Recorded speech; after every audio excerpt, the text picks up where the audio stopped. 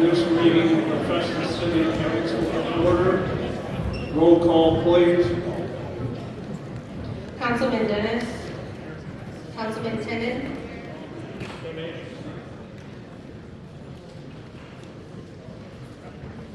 Councilman Waiter.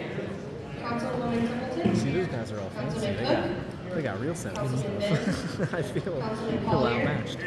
Councilman Boyer. They're using electrical tape too. Oh, nice. Or maybe not nice. I don't know. We do have a Facility quorum. wants that.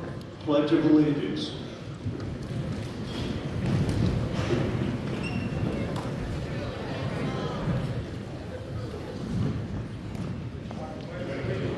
To the flag of the United States of America and to the republic for which it stands, one nation, under God, indivisible, with liberty and justice for all.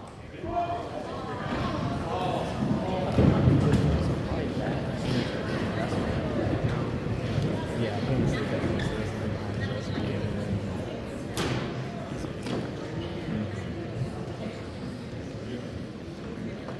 I will entertain a motion to approve the consent agenda. Tonight's bills total $243,071.77. Motion's been made and seconded. Roll call, please. Councilman Collier. Yes. Councilman Boyer. Councilman Benz. Councilman Cook. Yes. Councilwoman Templeton. Councilman Waiter. Councilman Tennant. Councilman Dennis. Consent agenda is approved. We have a very large crowd here tonight, and we want to hear from as many people who want to speak as possible.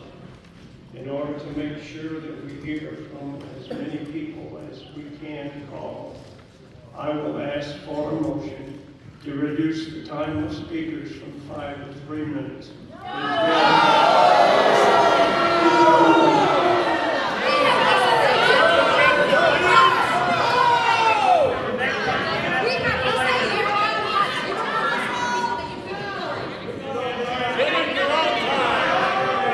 I will entertain a motion. Is there a motion?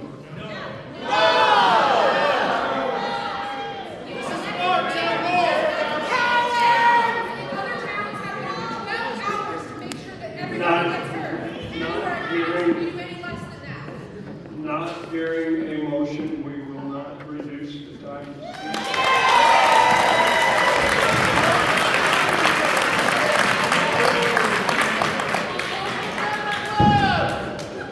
However, I do have to say, and you all have to understand, we have to be out of this building by 10 o'clock tonight. And if we speak for 5 minutes, then that reduces the number of people who have signed up to speak. So we will use 5 minutes.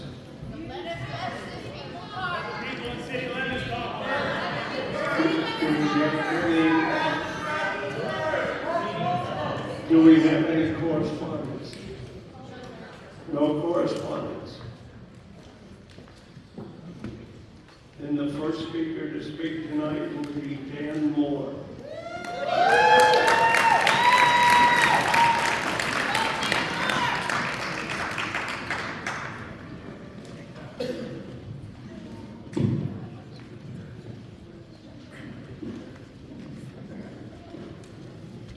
Can you guys hear me?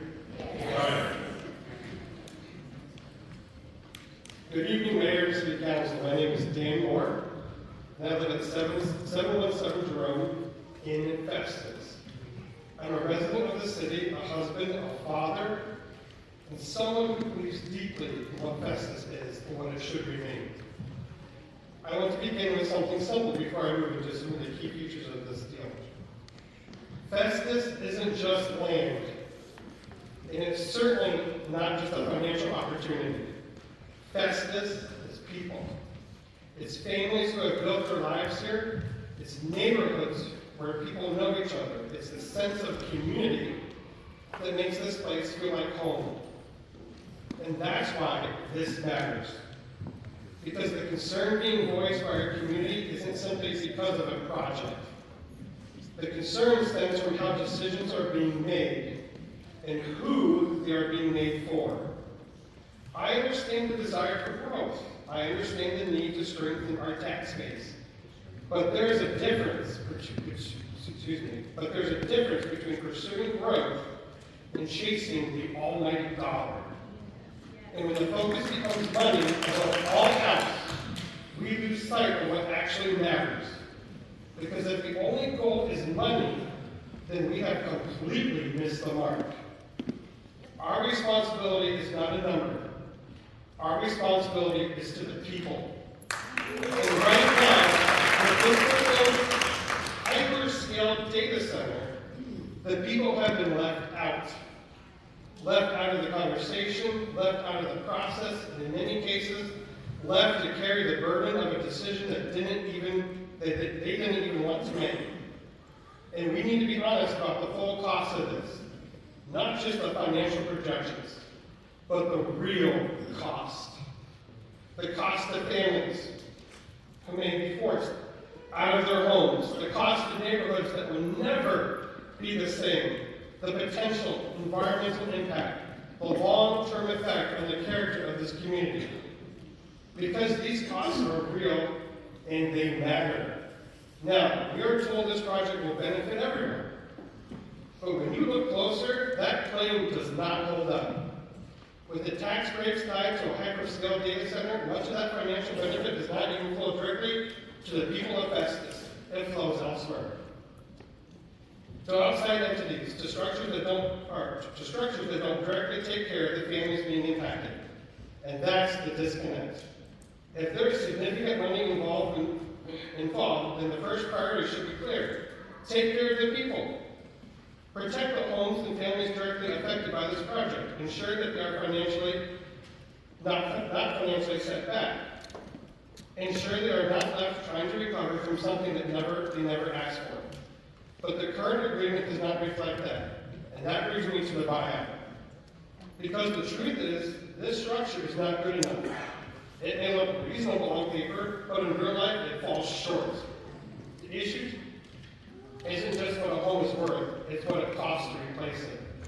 Families who locked in low interest rates can't simply step into today's market without taking a major financial burden.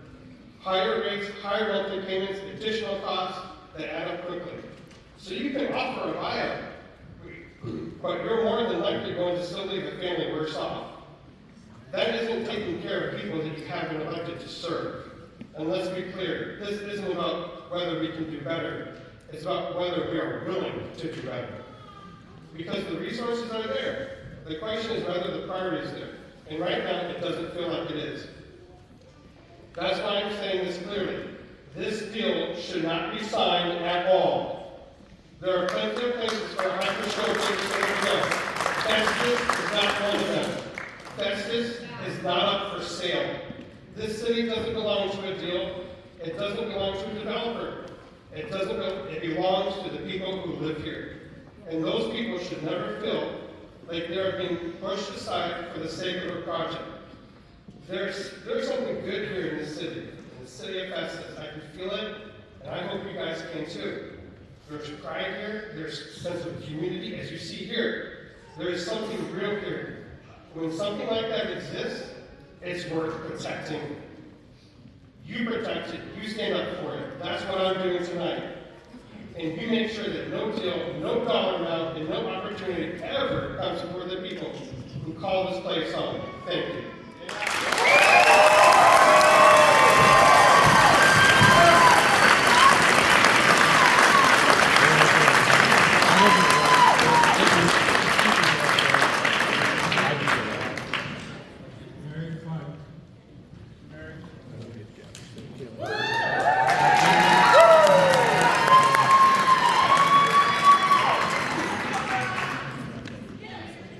Mary Page, 19 for Festus!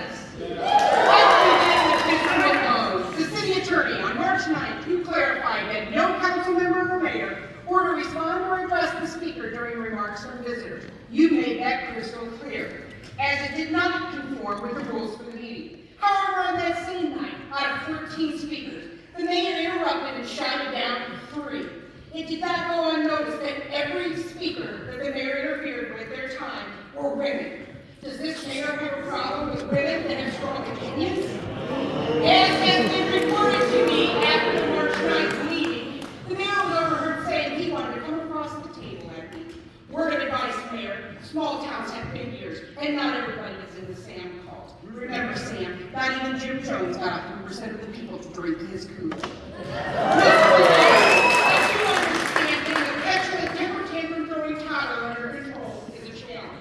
However, as a United States citizen, a woman with disabilities, I am providing you fair warning. The further violation by your client of my First and 14th Amendment rights guaranteed under the Constitution of the United States can and will result in me pursuing civil legal action against Mr. Richards and this city. Before my remarks go further, I do want to ensure that individual from Arnold and all other non-Festus residents who are pro-data center that 2 weeks ago, when one of them publicly stated they had their delicate psyches hurt to the point of tears, please put in your earplugs now or leave, as I am certain my remarks will cause you stress as well as your opinions as to what happens in Festus holds no water for the residents here. And you should bear no impact on the Gang of Nine. However, apparently, you all were elected to represent everybody but the citizens of Festus.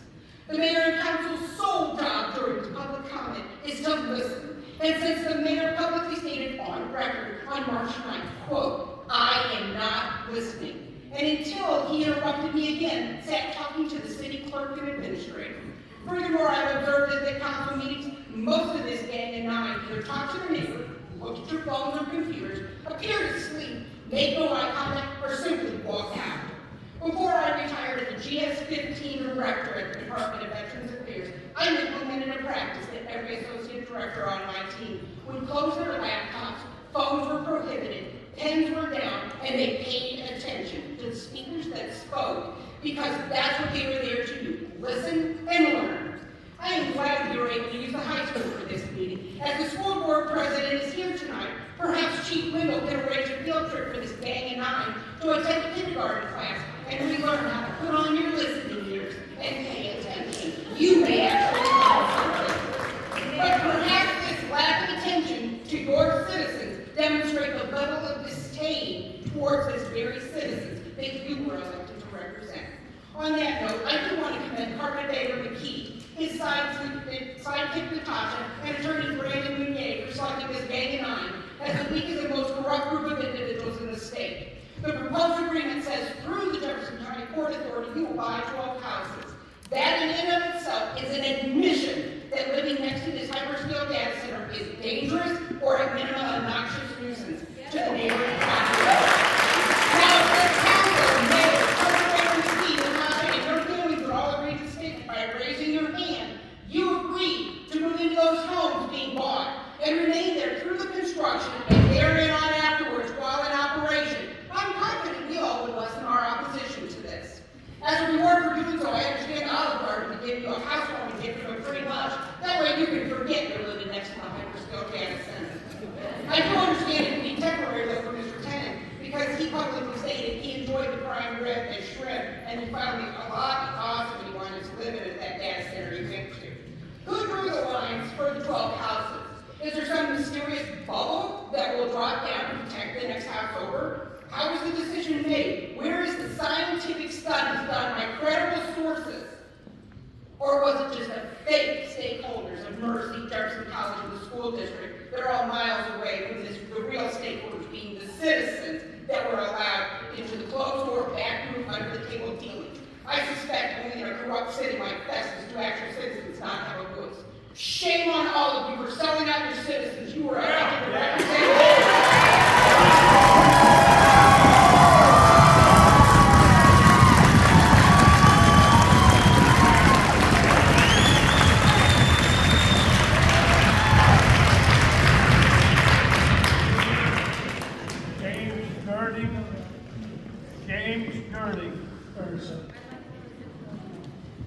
Mayor, members of the Festus City Council, I want to thank you for coming here tonight.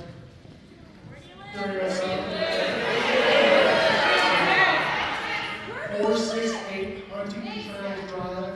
Festus, Missouri. My name is James, first grader.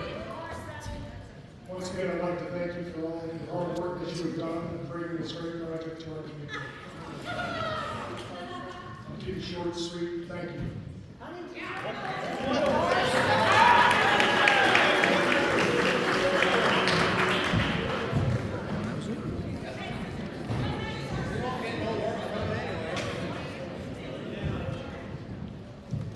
Chris, Kelly, Shelley, I'm sorry. All right. Can you read? Okay. Good evening, Mayor, Festus City Council, and to those here this evening. My name is Andrew Shelley, and I've been a resident of Ward 2 for the last 5.5 years.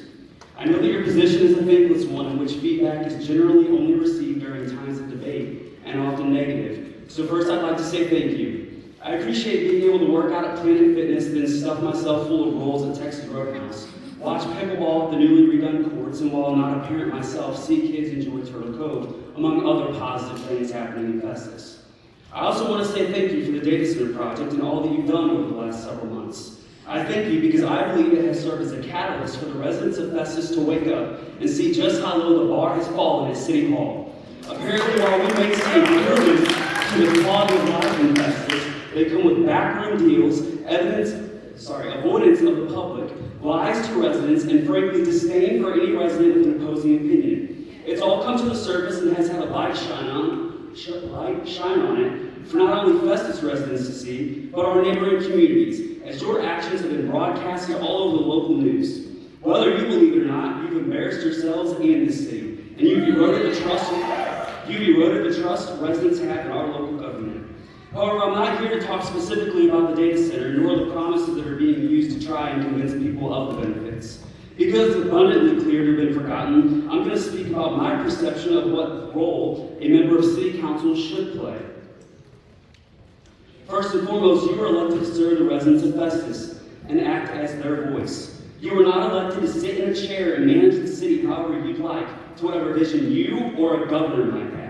And based on the March 2nd meeting, I question your vision, especially considering you couldn't articulate the vision without going behind closed doors and getting back to them. As a city council representative, your role is to gather thoughts from residents and manage the city as their voice. Tell me, how do you effectively represent voices that you so actively seek to avoid listening to? I have written multiple emails to each of you, only to be met by almost complete silence. My own ward representatives had not had the decency to respond despite my first message being sent months ago. That is not good representation. Good representation is not going on the news and an interview claiming 60 or so people approve a project when you actively ignore a petition with over 1,400 signatures, which is just slightly under twice the amount of votes that the mayor received in the last election, and still hundreds more if you count the total number of ballots cast. It is not good representation to go on Facebook and give laughing emoji reactions to news articles regarding actions of your constituents because you have failed to be transparent and do your job well. It is not representation to cast a vote because you receive a nudge from a state official. It is not representation to email Greg Camp and say you'll support an effort until the voters say otherwise, and then ignore and dismiss those voters. A good representative communicates with their constituents, talks out issues with people whether they agree or oppose. They listen, they tell the truth. They seek to explain their position and are willing to admit when they get it wrong. They set aside personal ambitions to take up the torch of representing others. A good representative doesn't put on a charade for the city pretending to do everything in good faith when you deal in back rooms or secret meetings, including closed sessions with corporate executives hidden in the back until the general public is asked to leave the chamber. A good representative sees the faces and cares about the people they serve, not call them uneducated sideshows or dismiss them because they disagree. They don't tell residents you should have moved further south, and they certainly don't require citizens to act out the Sunshine Law just to know the truth of what's happening in their community. Ladies and gentlemen, when you stop seeing the faces you represent or listening to their voices, you have no business representing them. It is my personal opinion that this governing body has become so used to a lack of residential engagement that it has wrongly been interpreted to run the city however you would like, rather than strive to work hand in hand with the residents. I believe that you have forgotten or simply don't care that you serve the people of Festus. I believe that you have failed to live up to the standard to which a good representative should be held. And for that, it is my sincere hope that the lack of public engagement has come to an end, that your actions over the last several months have exposed the city's management in such a way that on April 7th, we start spring cleaning at City Hall and pour those neighborhoods to Thank you.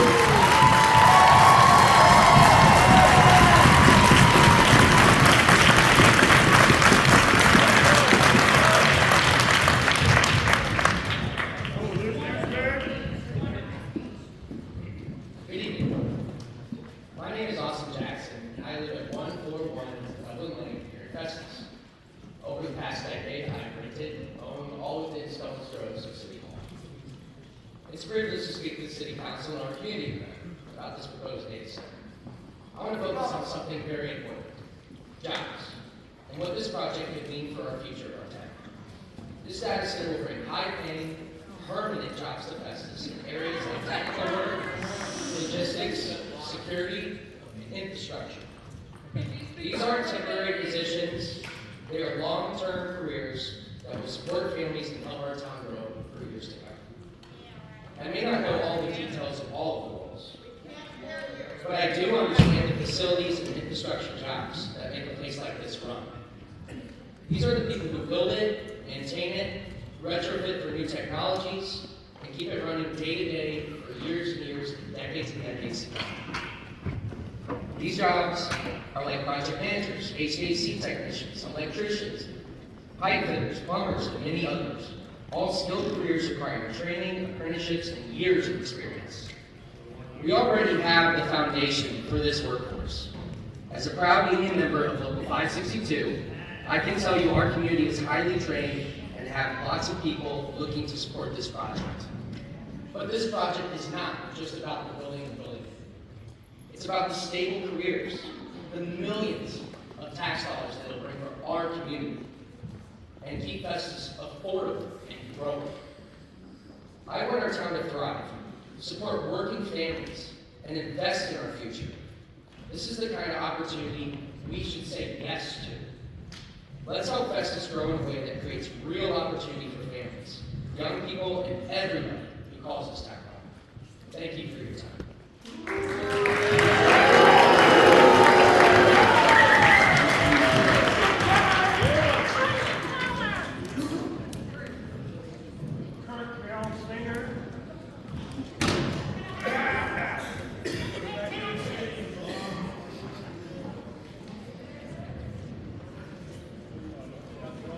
Hello, and thank you again for allowing me to speak.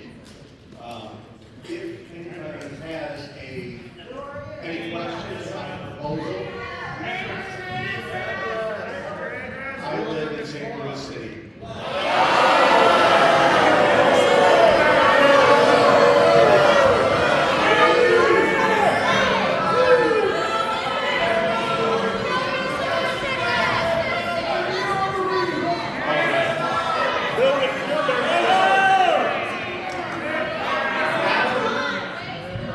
I wish I would be allowed to speak a full 5 minutes.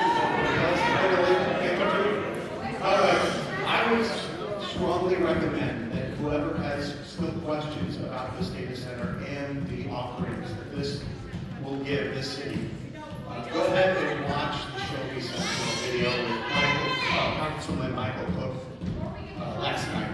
Unfortunately, Michael, you gave me you took a lot of the talking points away from me on that one.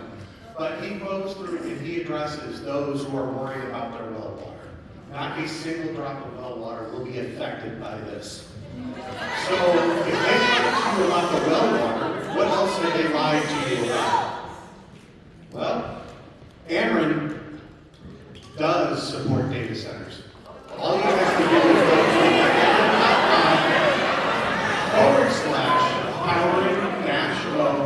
powering-low-growth, and they will give you frequently asked questions. No, it is not going to cause a drain on the power grid. We're talking about Ameren. They really want you to hear that to that side, isn't it? So anyway, Ameren has stated that we have a surplus of power in the state of Missouri. I asked them again. In addition, per estimate, and per Ameren, this will not affect anybody's power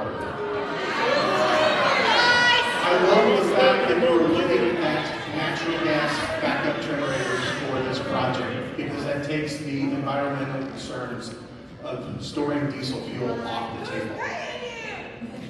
I'm coming here for free.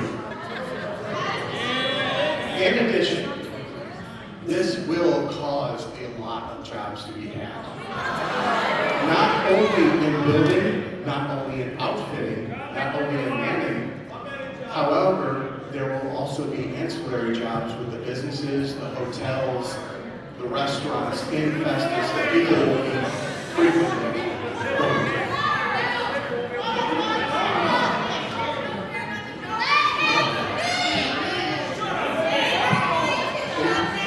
I can't be intimidated. I'm a Republican living in St. Louis City.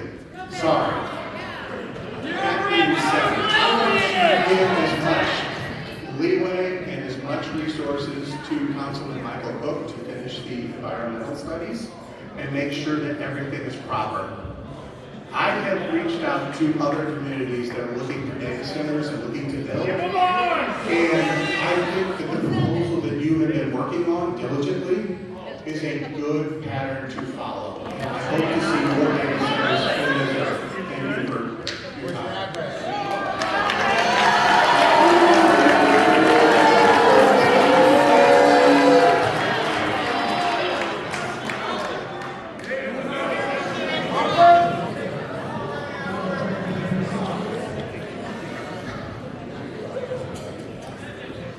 This is gonna go the same.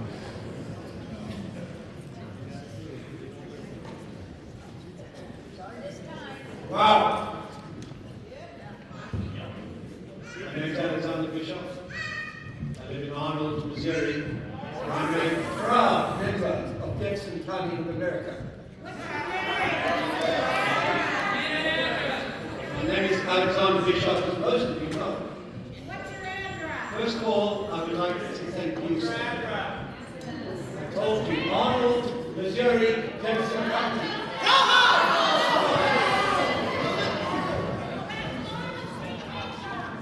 So I'd like to thank you for holding a respectful and professional process.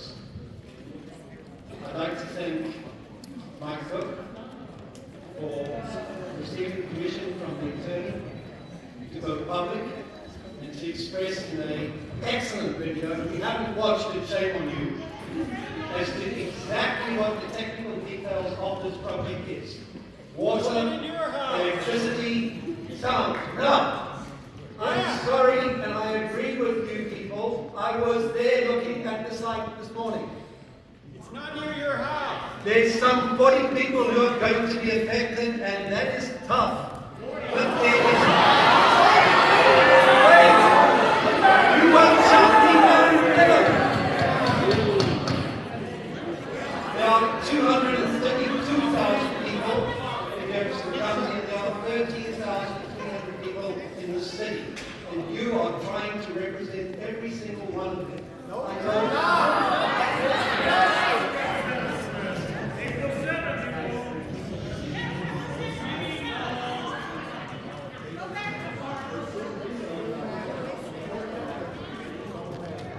Thank you. I'd like to thank the Facebook groups. I don't know who posted my picture, and thank you very much for frightening my wife, my niece, her sister, my sister-in-law, and my family, who asked me not to come here lest I be harmed. I would like to thank the person who deleted that post. Thank you. You know who you are.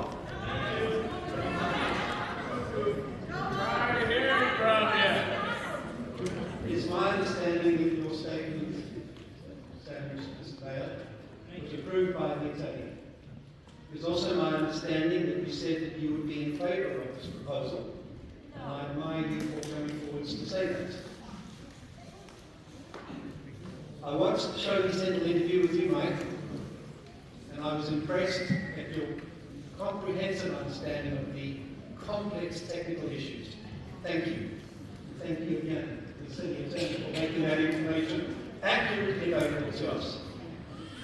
And then you asked that we come to you and give you some suggestions as to what could be done. I have 3 suggestions.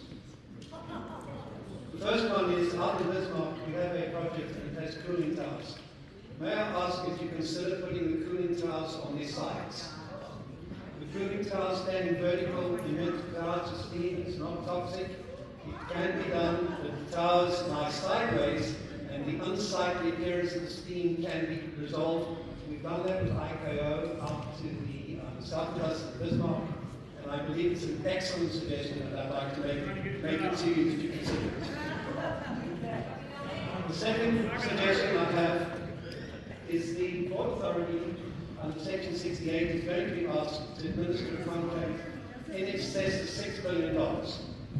May I ask, please, that you ask the developer to assign money to start recruiting the necessary people with the necessary skills to evaluate those projects and to oversee them, because this project is going to be all about the oversight. There are 650 employees in Jefferson County to manage a budget of $150 million. I don't know how many employees the chairman and Port Authority requires, but I know it's not 2 to 8, which is what's on LinkedIn. And so I strongly encourage you to start an aggressive and active drive to recruit the skills that are going to be needed to provide the oversight. And the third is, I ask you to share who the tenant is. We all know it's only one of three. It's either Microsoft or Google or Amazon. The other two got their hyperscales. It would be very comforting to the residents to know who the tenant is going to be. I know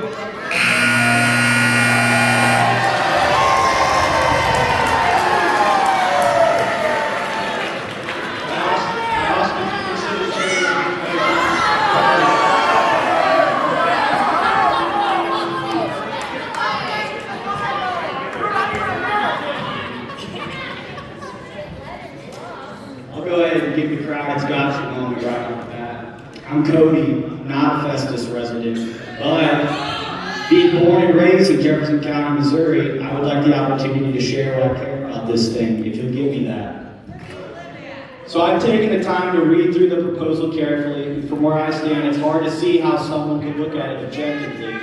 See, I'm not in the habit of giving my address to an angry mob where my pregnant wife lives, so excuse me on preparing my speech.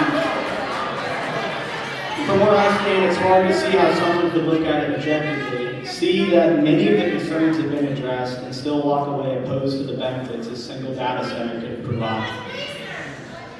But the main response I've heard in return is not about the details, believe it or not. It's that I and a handful of others in this room don't live within the city limits of Festus. So tonight I want to talk about something a little different, something more personal to me, which involves the entire county. So after college, like a lot of people my age, I left Jeffco to spend some time out in San Diego. For a number of reasons I won't get into, but you can probably guess, it didn't turn out to be the right move for me. So about a year later, I came back home. But when I got back, I started noticing something. A lot of my friends weren't coming back. They were leaving the region entirely, looking for opportunities elsewhere. And instead of taking that as a sign, I made another, let's call it, questionable decision.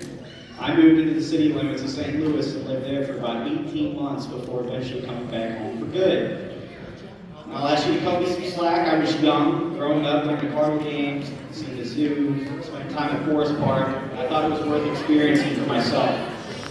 That experience is exactly what I want to talk about tonight, not just for Festus, but for the county as a whole. Because what I saw firsthand changed the way I think about opportunity, decline, and what happens when communities stop growing.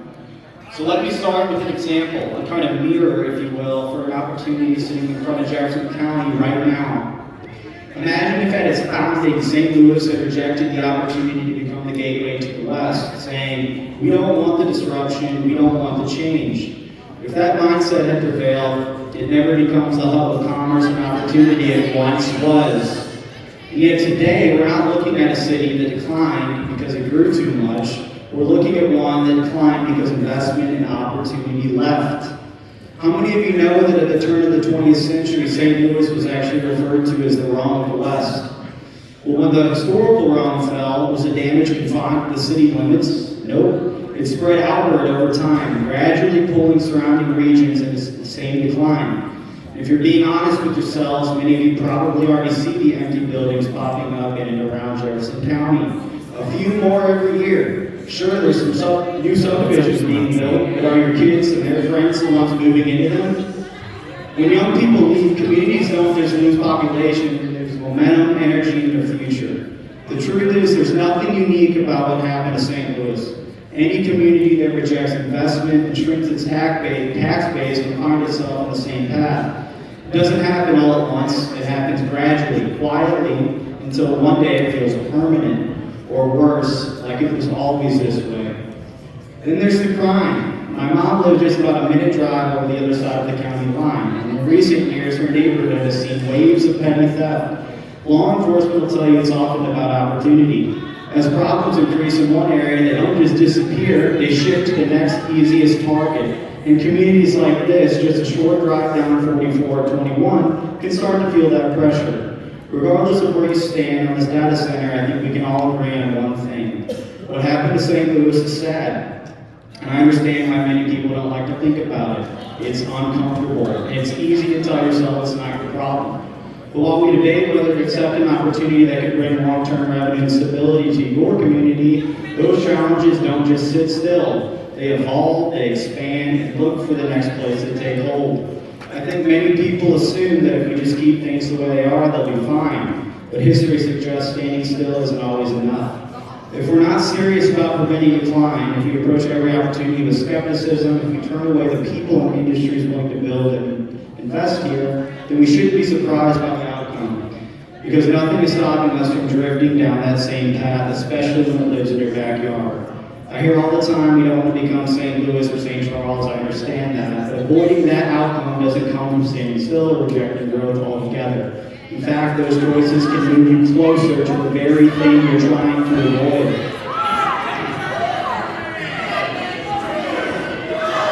And I have to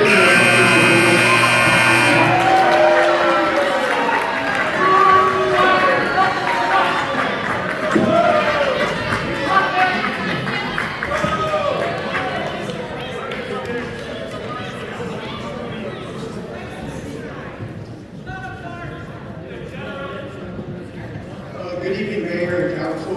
I want to thank you guys for allowing us to be here. My name is Hunter Williams, 7499 Grand Boys Road. Your dedication through long hours, tough decisions, and pressure of making the right call has truly shaped the future of our community. You didn't just navigate the complexities of bringing the data center to Festus, you stayed committed, even when the process felt challenging. And that's something we saw. Projects like this don't happen overnight. They take vision, patience, and willingness to work through uncertainty. And this council showed that. You took on something complex, something important, and you saw it through for the benefit of everyone who calls Festus home. Because of your hard work, Festus will feel the positive impact of this project for years to come.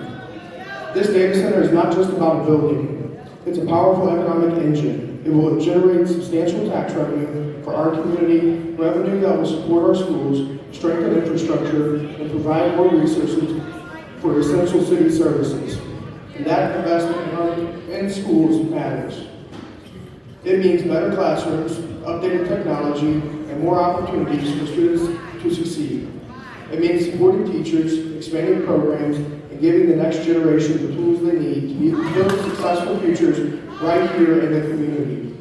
But beyond the funding, this project also brings real, meaningful jobs.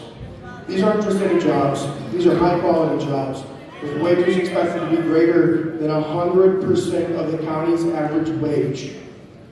That's a big deal.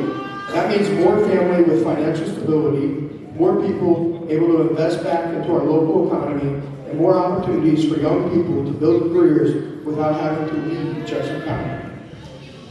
That kind of growth doesn't just lift individuals, it lifts the entire community.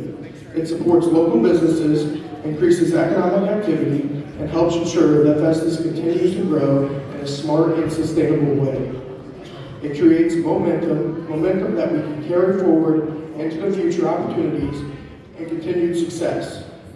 And just as importantly, it helps broaden the tax base, reducing the burden on the residents while strengthening the city's financial future. That's the kind of forward-thinking leadership that truly makes a difference. This project is about more than today. It's about the long term of Festus. It's about creating a community where people want to live, work, raise their families.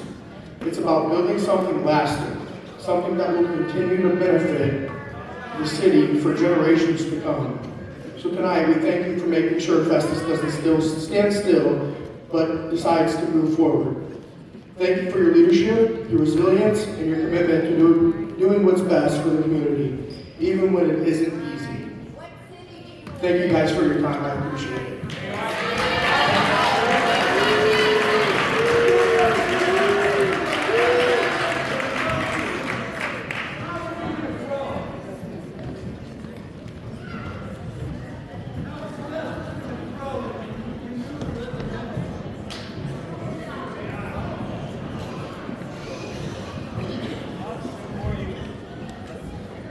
Good evening, Mayor, council members, and everyone here tonight.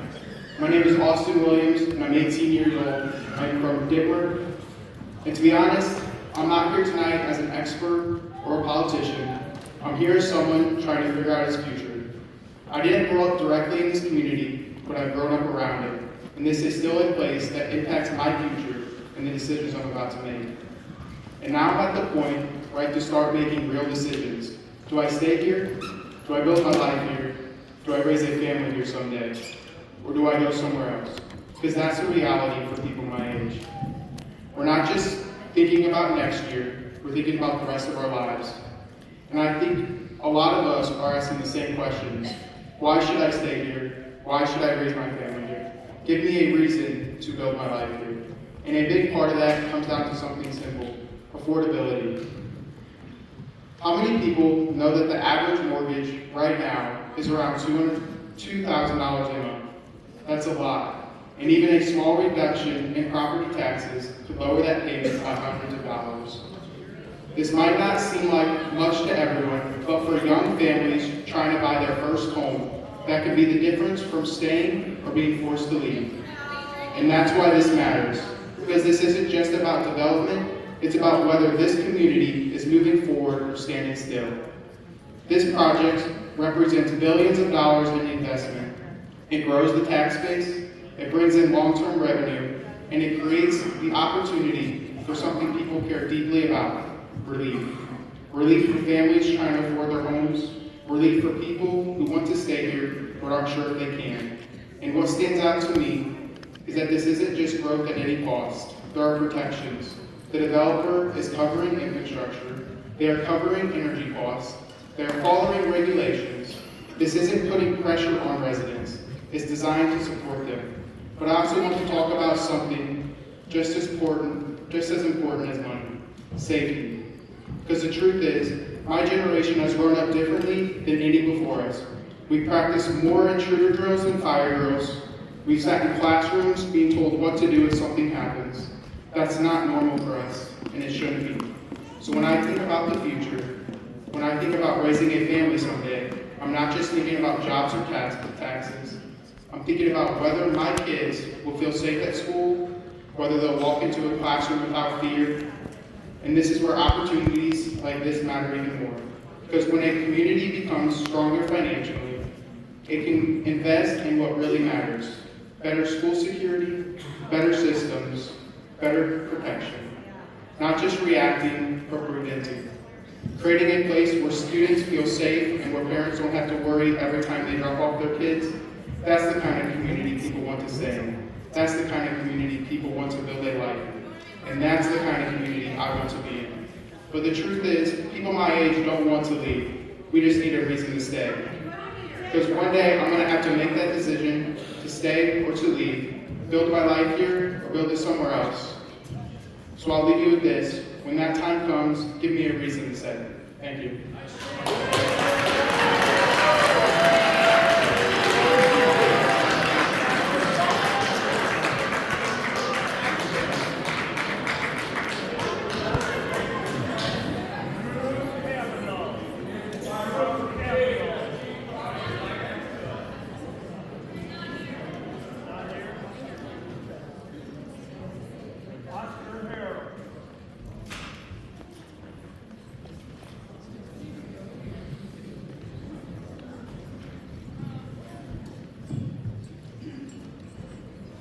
Oscar Harold, 1015 Utility Drive, Arnold, Missouri.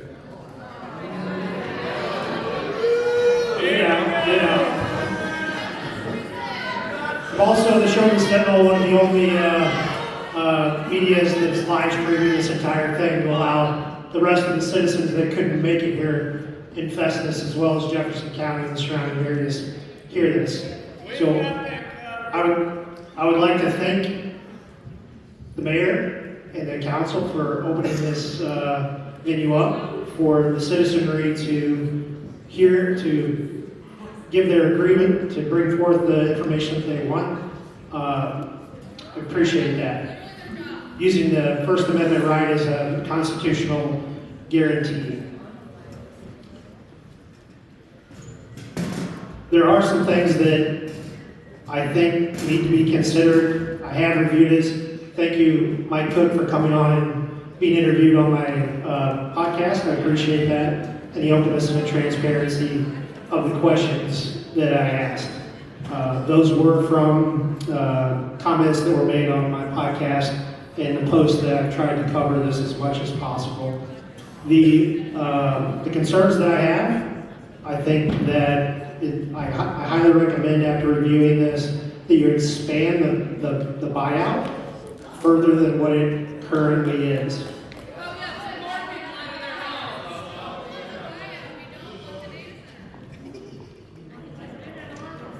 I'd also think you should consider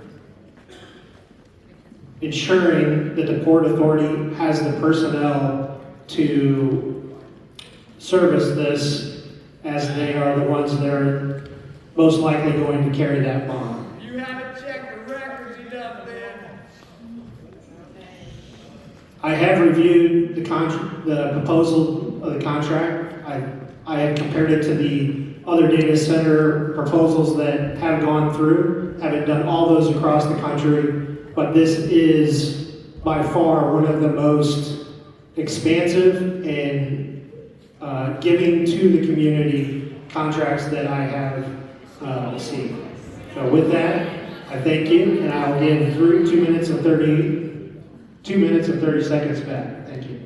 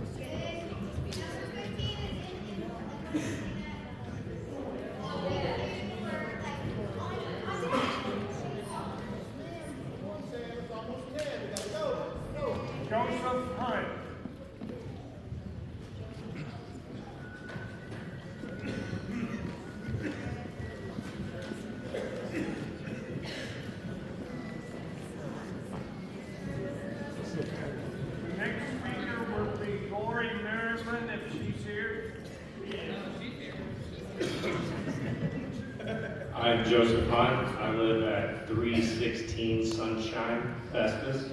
And I want to say that opportunities like this do not come often.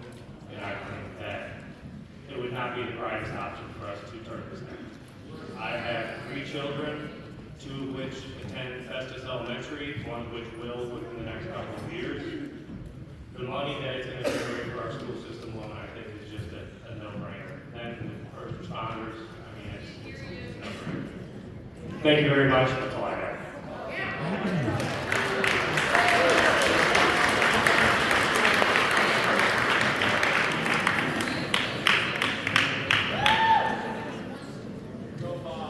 Next speaker after Mrs. Merriman is Mary Coleman. Is she here? Good evening. Thank you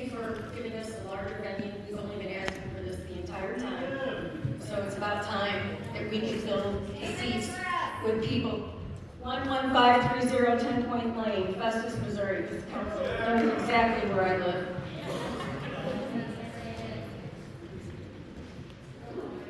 The venue has, we've been begging for this, to have some dialogue with the council. Instead, we stand up here and we talk and we just get stared at. There's been no dialogue. I'd like to know how some of these people have already seen a copy of the agreement, yet the citizens haven't been able to see it. We are stakeholders in this, not just the big representatives of the school and the hospital. We had no seat at that table with Mark Nelson. Not one citizen did. And that was not right. We should be considered just as much as CRG and all the billions of dollars they're going to make off of our properties. I live directly in front of those power lines, 1,500 feet away from them. Right now, I can look at rolling hills and beautiful scenery, and there's cows and other farm animals there. That whole space is going to be taken up by data centers. I moved where I moved for a reason, and I built my forever dream home, and you all are taking away from me without even any consideration as to what's going on. I don't know how financially this will impact me and my family. There are 4 generations that live in my home, and I have to look out for every single one of them. This council has been less than transparent. It has disparaged citizens. All you have to do is look in the sunshine documents to see the kind of nasty stuff that has been said about us. You are supposed to be representing us, not disparaging us. That was wrong. We've never gotten an apology.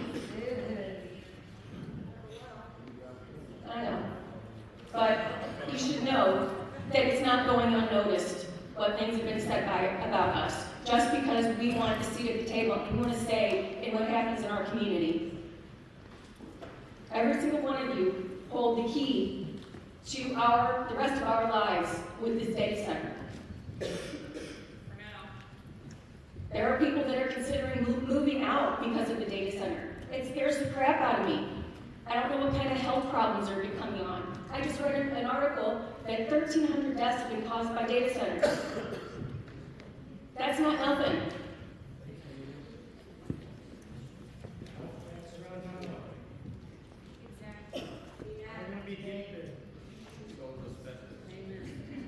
I did not come up here with anything prepared because I wanted to speak from the heart, and I am begging you to pay attention to your citizens.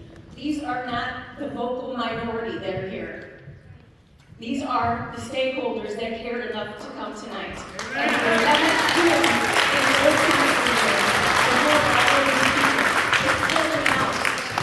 and I guarantee you, we will be here again next Monday night as well to watch what you do to us. Thank you for your time.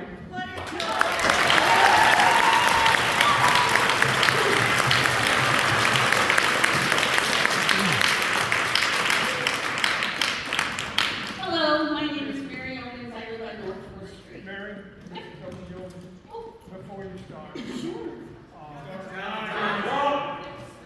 It's okay, I don't have 5 minutes to. We understood that you were involved in the automobile accident last Monday, and I just wanted to ask how you were doing. I was very shook up.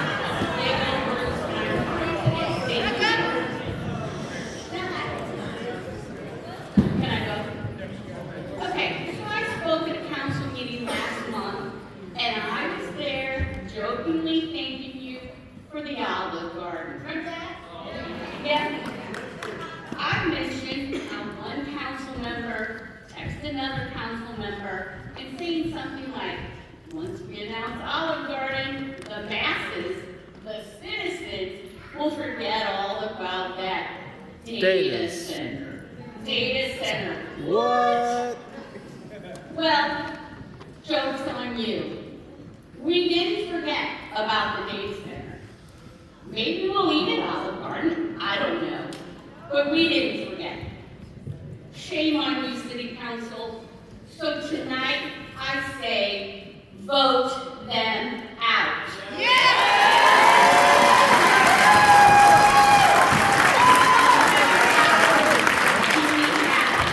Our council members have forgotten the oath they took to work for the people, that you work for us. So the four of you up for re-election in just 2 short weeks, I say, you're fired. Vote out Collier and vote in Wheatley. Ward 2, vote out Weiner and vote in McCarthy. Ward 3, vote out Benz and tell him he can go south. Yes. And vote in Ward 3, out with Mr. Tennant and in with Mr. Bell. And I say, we all signed a petition to recall Dennis, Boyer, Cook, and Templeton. And don't forget about the mayor. Anyone could do a better job. Who is calling this project an historical event for the city of Festus. Well, how about another historical event of recalling the whole council? Vote April 7th and vote them out.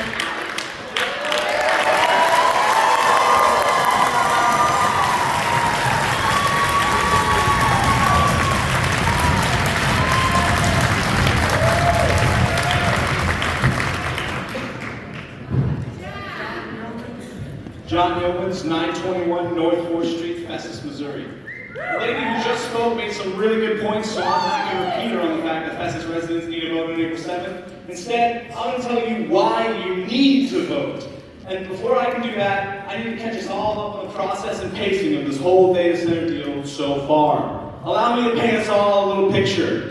August 6, 2025, CRG executives meet with City Administrator Greg Camp and Planning and Zoning Director Mark Harris to discuss the data center site at Highway CC. September 15th, 2025, CRG top executives visit City Hall for a series of stakeholder meetings with the people they have identified amongst Jefferson County's key institutions, including, but not limited to, the entirety of the City Council, Mayor Sam Richards, the Festus R6 School District Superintendent Dr. Nikki Roos, Festus Police Chief Doug Wendell, and County Executive Dennis Gannon, to name a few. October 16th, 2025, the first public notice of a hyperscale data center is given when Planning and Zoning run a small notice in newspapers about annexing and rezoning land from the county. Here, the city lies when it claims no developer is identified.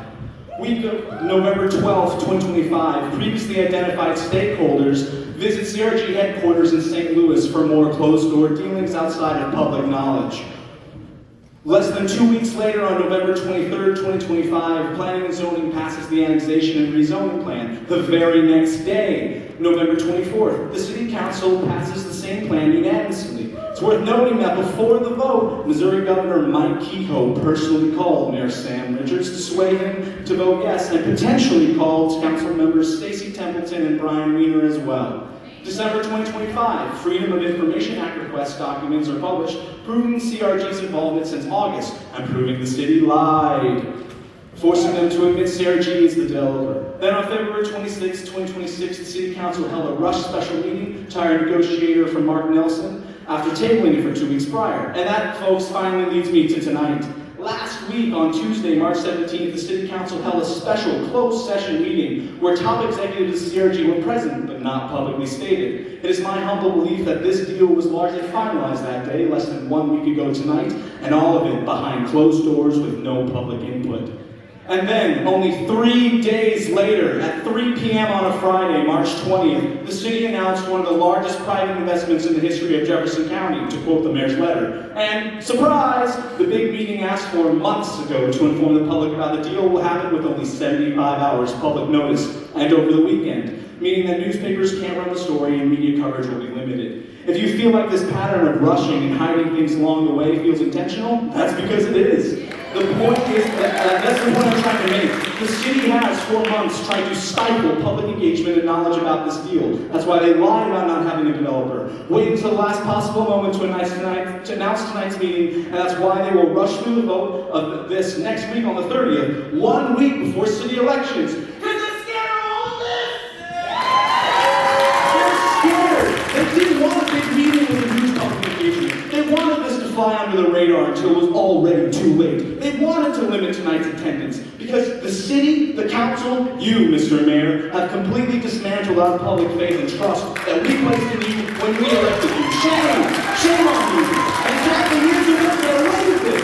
They'll likely vote this thing through on the 30th. No public vote, no time for public input to be considered, and too late to stop it by voting on April 7th. And honestly, that's a bunch of baloney. This is not democracy, and it's not what we voted for. We all need to vote on April 7th, but it won't be enough. Everyone who is a Festus resident needs to speak to the folks who are leading the recall efforts tonight. They'll help you figure out your ward. They'll get your signature. If we can replace some of CRG's corporate stakeholders who pretend to be our elected officials, we can have a real chance to stop this thing. Our government has been full of shady and shameful people, and it's like that because of them. But if we can change and vote these people out, we just might be able to change our government. And by the way, delay this vote until April 7th. Don't vote on the 30th. Don't rush this thing through. Don't prove me right.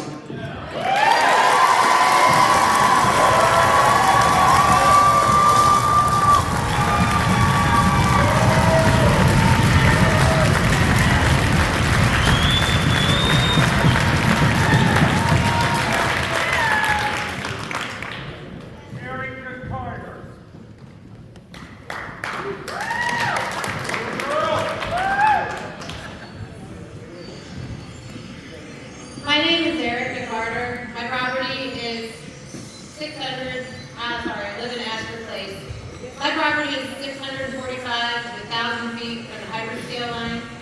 The noise you're hearing will be my new normal for several years. If you don't like it or find it annoying, you can rewatch my speech on the city website.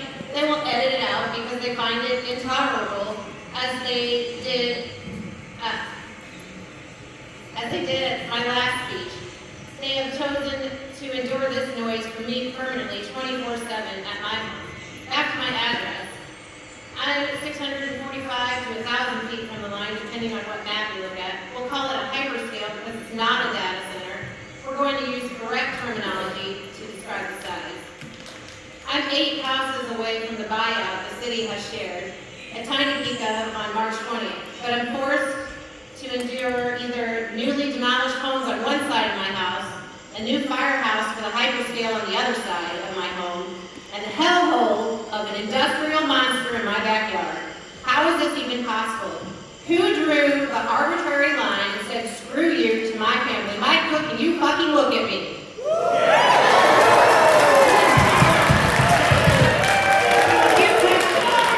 When will the land be broken? If a meeting was secretive,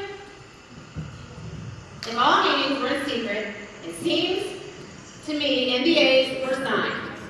Why was a man from out of town on 1124 meetings that specialized in NDAs for Fortune 50 companies in town at a council meeting? He pretended to know a few folks and has had front row, unwanted seatings at all meetings since. That's weird. Speaking of privacy, I'm going to have none on my property. There will be drones and sound monitoring equipment protecting the city's important investments. That's right. Again, my rights don't matter.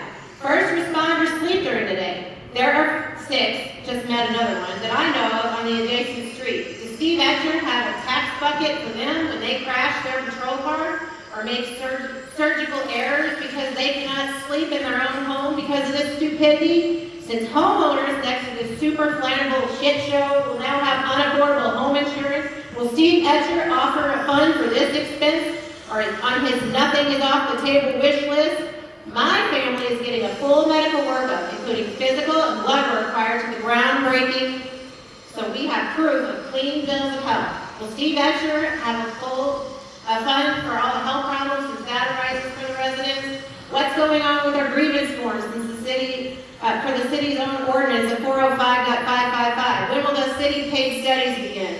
When will we be notified of that? How long does the city have to complete them? I love my home and I don't want to leave. At this goes through, it sounds like we'll have no other choice but to go. It really saddens me that you all have so little regard for all of our families and children. My time is up, as is most of yours, come April 7th. I would like to encourage every one of you citizens behind me to get out and vote and drain the swamp. Register to vote. If you're a registered Festus resident, sign the recall petitions outside tonight. They're going to be right outside the door or on the side lot over by where the buses load for your specific ward. We can help you find it if you don't know it. Donate to Wake Up Jeffco online in these buckets down here in the front, or go to First State Community Bank to help with the legal fight against this corrupt city. Thank you.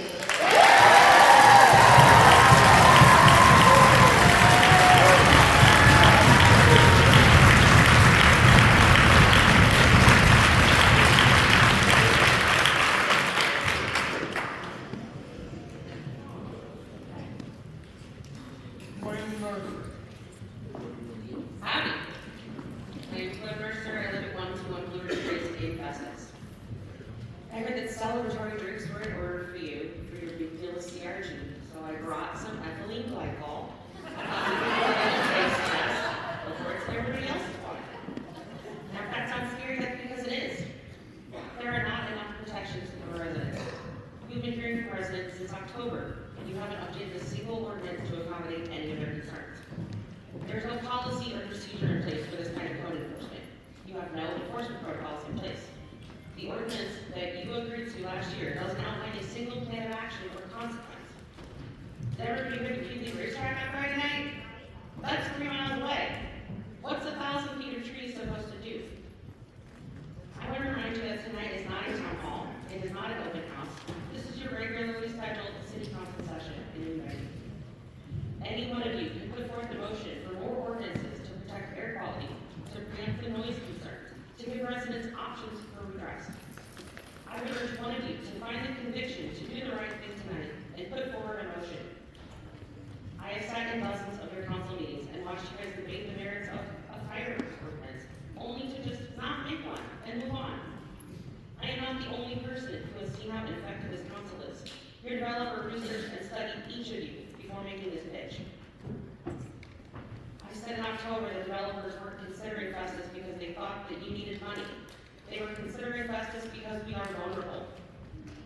If this deal is so good, why are you rushing? Growth for the sake of growth is the mindset of a cancer cell. Shouldn't you be dotting your I's and crossing your T's? CRG already owns that land. They're not going to walk away. You can play hardball.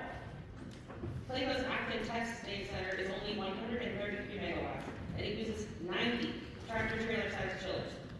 At 1 megawatt, this is almost 10 times the size. Can we expect 900?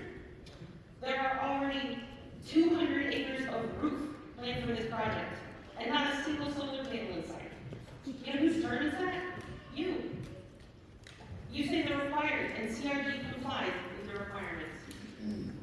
Playco has just started a power and energy group for solar panels and batteries. They are ready for you to ask. Make a requirement. This project is so wildly unpopular that people are creating fake committees to suggest that we would be getting tax breaks for this. So I just want to remind everybody that if it's not in the books and it's not in the contract, it doesn't exist. Because of this proposal, you promised city employees raises and better pensions. You have fostered a toxic us versus them mentality, where city employees are motivated to squash resident dissent, because to them, losing this would come out of their pocket. This development is ending 139 years of historical precedent of Festus being exclusively a veteran community. This will be the first company town I've ever seen where nobody works at the company.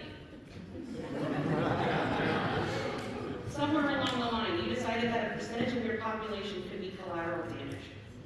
I want you to know that there is no amount of money that you could get from any project that could rebuild the community, trust, and safety that you have willfully abused and destroyed.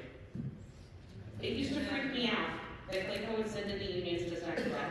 I was afraid that they were here to intimidate us or make us feel like we didn't deserve to be heard. But now I'm glad that they're here, because they can see with their own eyes how little you care about us, so that they know exactly what to expect for themselves. And instead of intimidated, I feel thankful.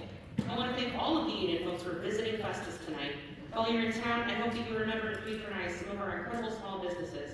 Festus businesses made our Main Street, created our festivals, our markets, and our events. And remember, they aren't getting a single tax break like the billionaire parasites that made this project.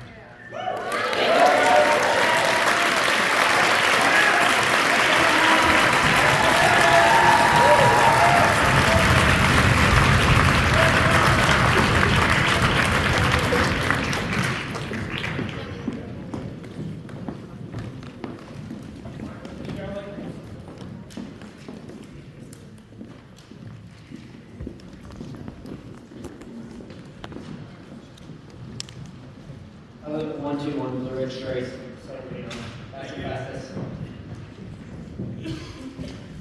Thank you for allowing me to speak. The people of Festus, and you've already heard this time also, but the people of Festus first learned about the possibility of a data center last October when the city made ordinance changes to accommodate the development of data centers in industrial zones.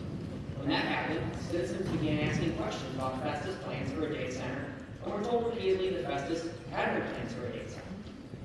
I personally met with former city administrator Greg Camp, and he told me that along with hearing that several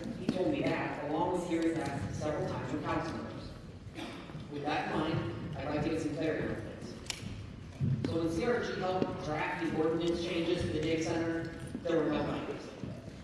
When you passed the same ordinance change in October, there were no plans. Then you annexed hundreds of acres of property in November, there were no plans.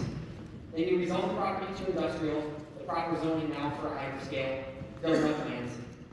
When CRG came to council meetings to try to convince everybody about the benefits of hyperscale, there were no plans.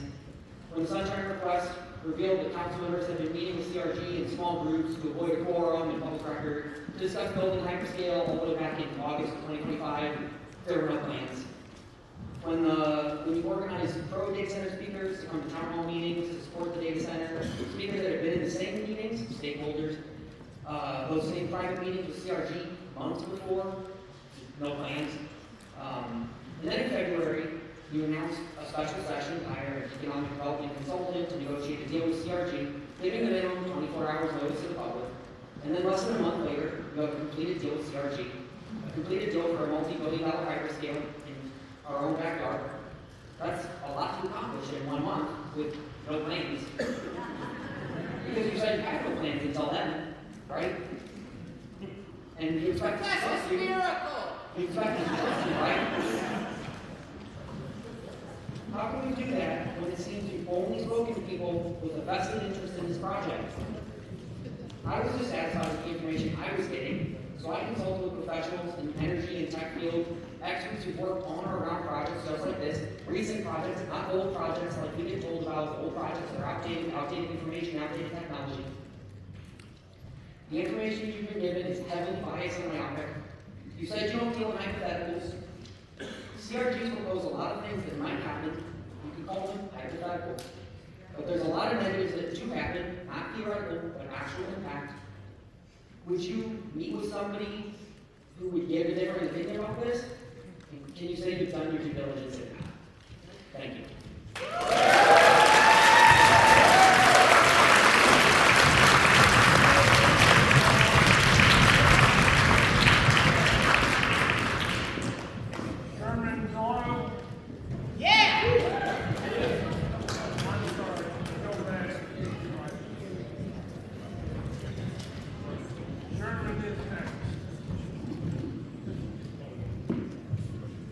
Looks like all the news decided to leave right before I got up here. So, thanks for still being here, Oscar. My name is Joe Maddock. I am the president of the Jefferson County Republican Club. I come from Arnold with a warning. Over the last 2 years, we have had similar issues with public trust, claims of lack of transparency, and we had last April, the mayor was not reelected, and neither were all 4 of the city council people who ran for reelection. I want to first start off, if I may, by talking about what I really like about this project. One, you cannot deny the numbers. You have 1.4 approximately times Festus's current revenue is expected to be generated from this singular piece of property. That's incredible. Whether you think it's a lie or whether you think that it's the truth, the fact of the matter is the proposal that we're looking at on the screen does also include a $5 million firehouse, and it also includes $3 to $5 million a year in public funding for, I assume, community betterment projects. That's something that Festus does extremely well, that Arnold is behind on. Festus does have a great feel, a great community, a lot of great people here. The other thing that I really like about this project, and you see a number of labor members here, this will create a lot of jobs, construction jobs, good paying jobs for Jefferson County labor. People that currently have to drive all the way to St. Louis County, St. Louis City, wherever that is. And obviously, if you have labor here trying to show their support for it, including Festus residents that live in Festus city limits, that are coming out here saying that they want it, I think that says a lot.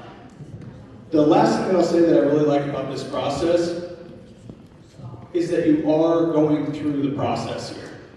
As much as people behind me may say that you've already completed this deal, the information that we have on the screen, the information you passed out, that's part of the negotiation, not part of the done deal.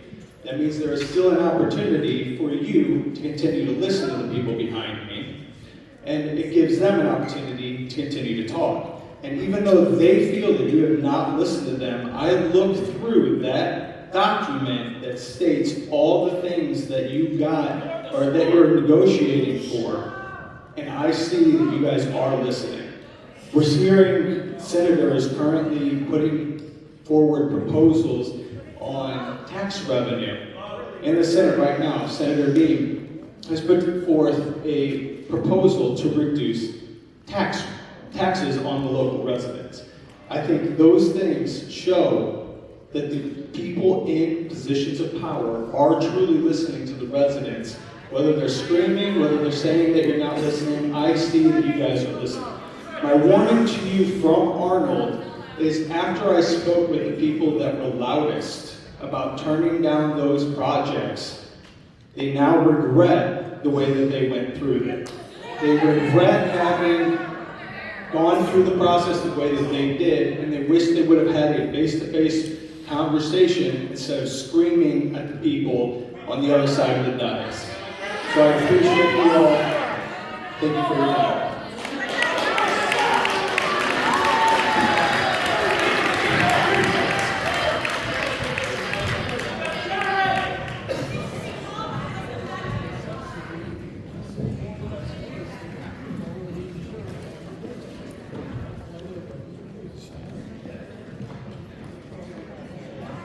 After Mr. Doyle will be Travis Lake.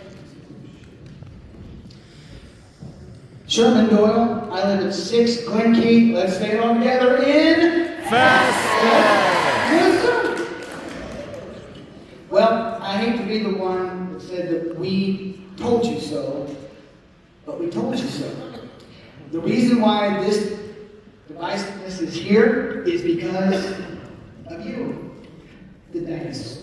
The base, our voted elected officials.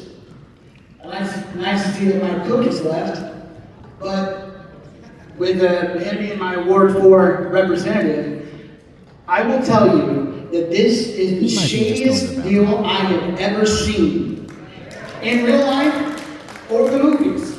I swear to God, if Brad Wesley from Roadhouse came into Festus, came to one of our meetings, he would walk out because of his moral code. And that's saying a lot. I mean, hell, he brought J.C. Penney to Jasper, Missouri. If this is your first time at a council meeting, can you please stand up? If this is your first time. Thank you.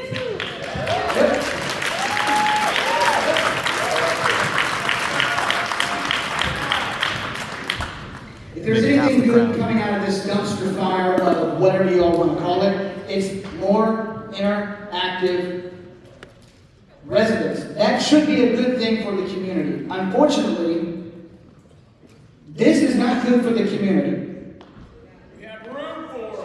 I'm sick. Says me? Yeah, you're damn right, lady. I'm 185 yards from this. So, this is the reason why, we are here. Because of this mentality. Who gives a damn about the little guy?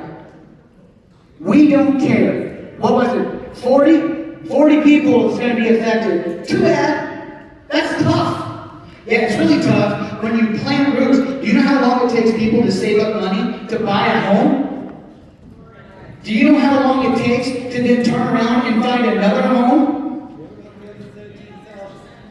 What about? No, they don't. You know what? They don't count. If you're not being affected in Festus by this, you don't count.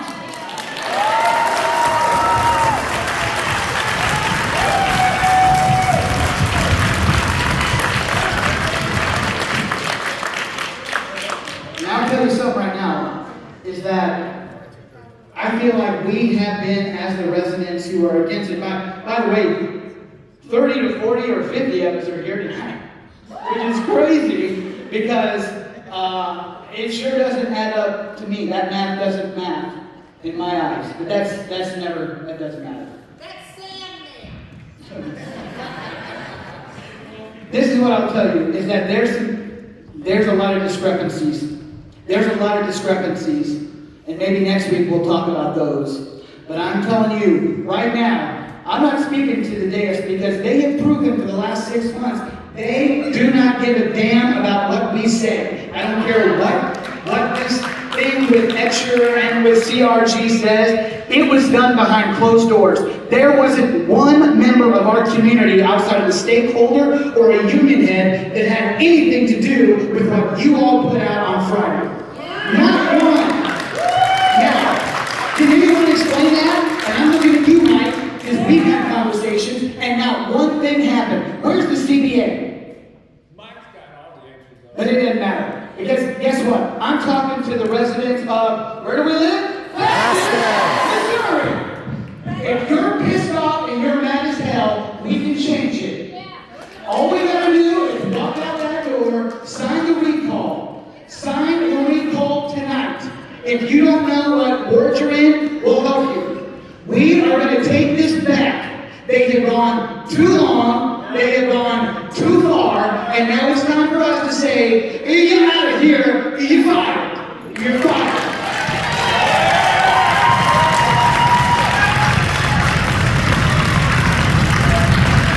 Again, I'm going to show you the ball. I live in 6 Key Court from Festus, Missouri.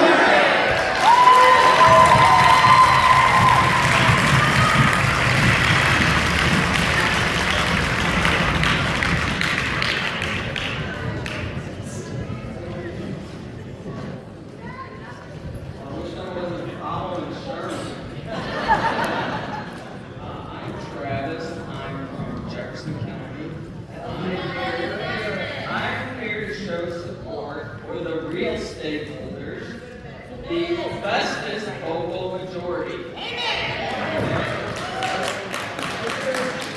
Just as an outside observer, I think it's incredibly unfair to ask for public comment, but not provide a copy of the agreement.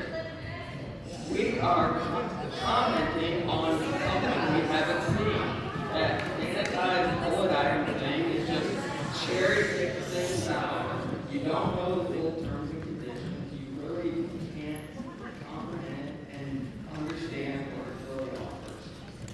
Yesterday in a podcast interview, Councilman Cook said that there's still several environmental studies that have not been completed yet. Please don't rush the decision until those are done.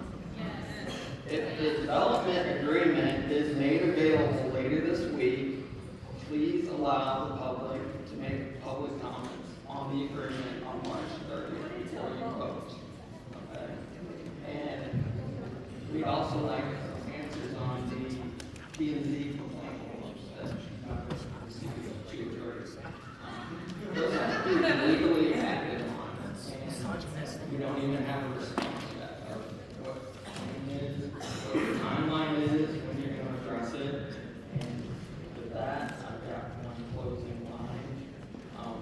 All I hear is revenue, money, money, money, and I'd like to read for you 1 Timothy 6:10. For the love of money is the root of all evil, which while some coveted after, they have erred from the faith and pierced themselves through with many sorrows. Don't call yourself a Christian if you're slobbering over all this money and not caring 1 ounce about these people.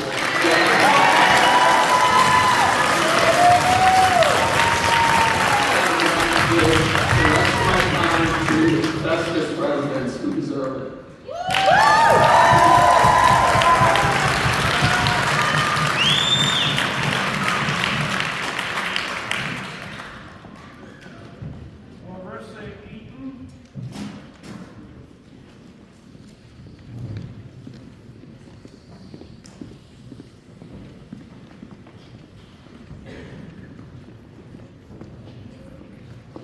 Good evening, residents.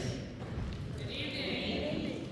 Clarissa Eaton, 3419 Kathleen Drive, Festus. As a resident of Festus, I come to you with great concerns about this hyperscale data center. That this administration has secretly entered into an agreement, even before the public was made aware our town had been targeted. That had already become sacrificial land behind closed doors and behind the backs of those you work for. Data centers are totalitarianism, fascistic, capitalistic monsters ran by the wealthy, trillion-dollar entities that are destroying our communities, our humanity, our Earth's ecology, and for the vast, iniquitous benefit of the few. It is obvious why you chose a venue of one of the financial parachute shareholders instead of a VFW or American Legion. Your selfish decision has led to an inflexible imbalance not only for our town and your constituents, but is an all-out assault on our well-being, our happiness, our property, and quality of life, and our Constitution is testifying against you. Humanity is an interdependent family and one home. You are not working for the common good, but you have become an economical arsonist of our culture, all in the name of greed, and you cannot serve two masters. And you have already made your choice. Jesus ain't in the building.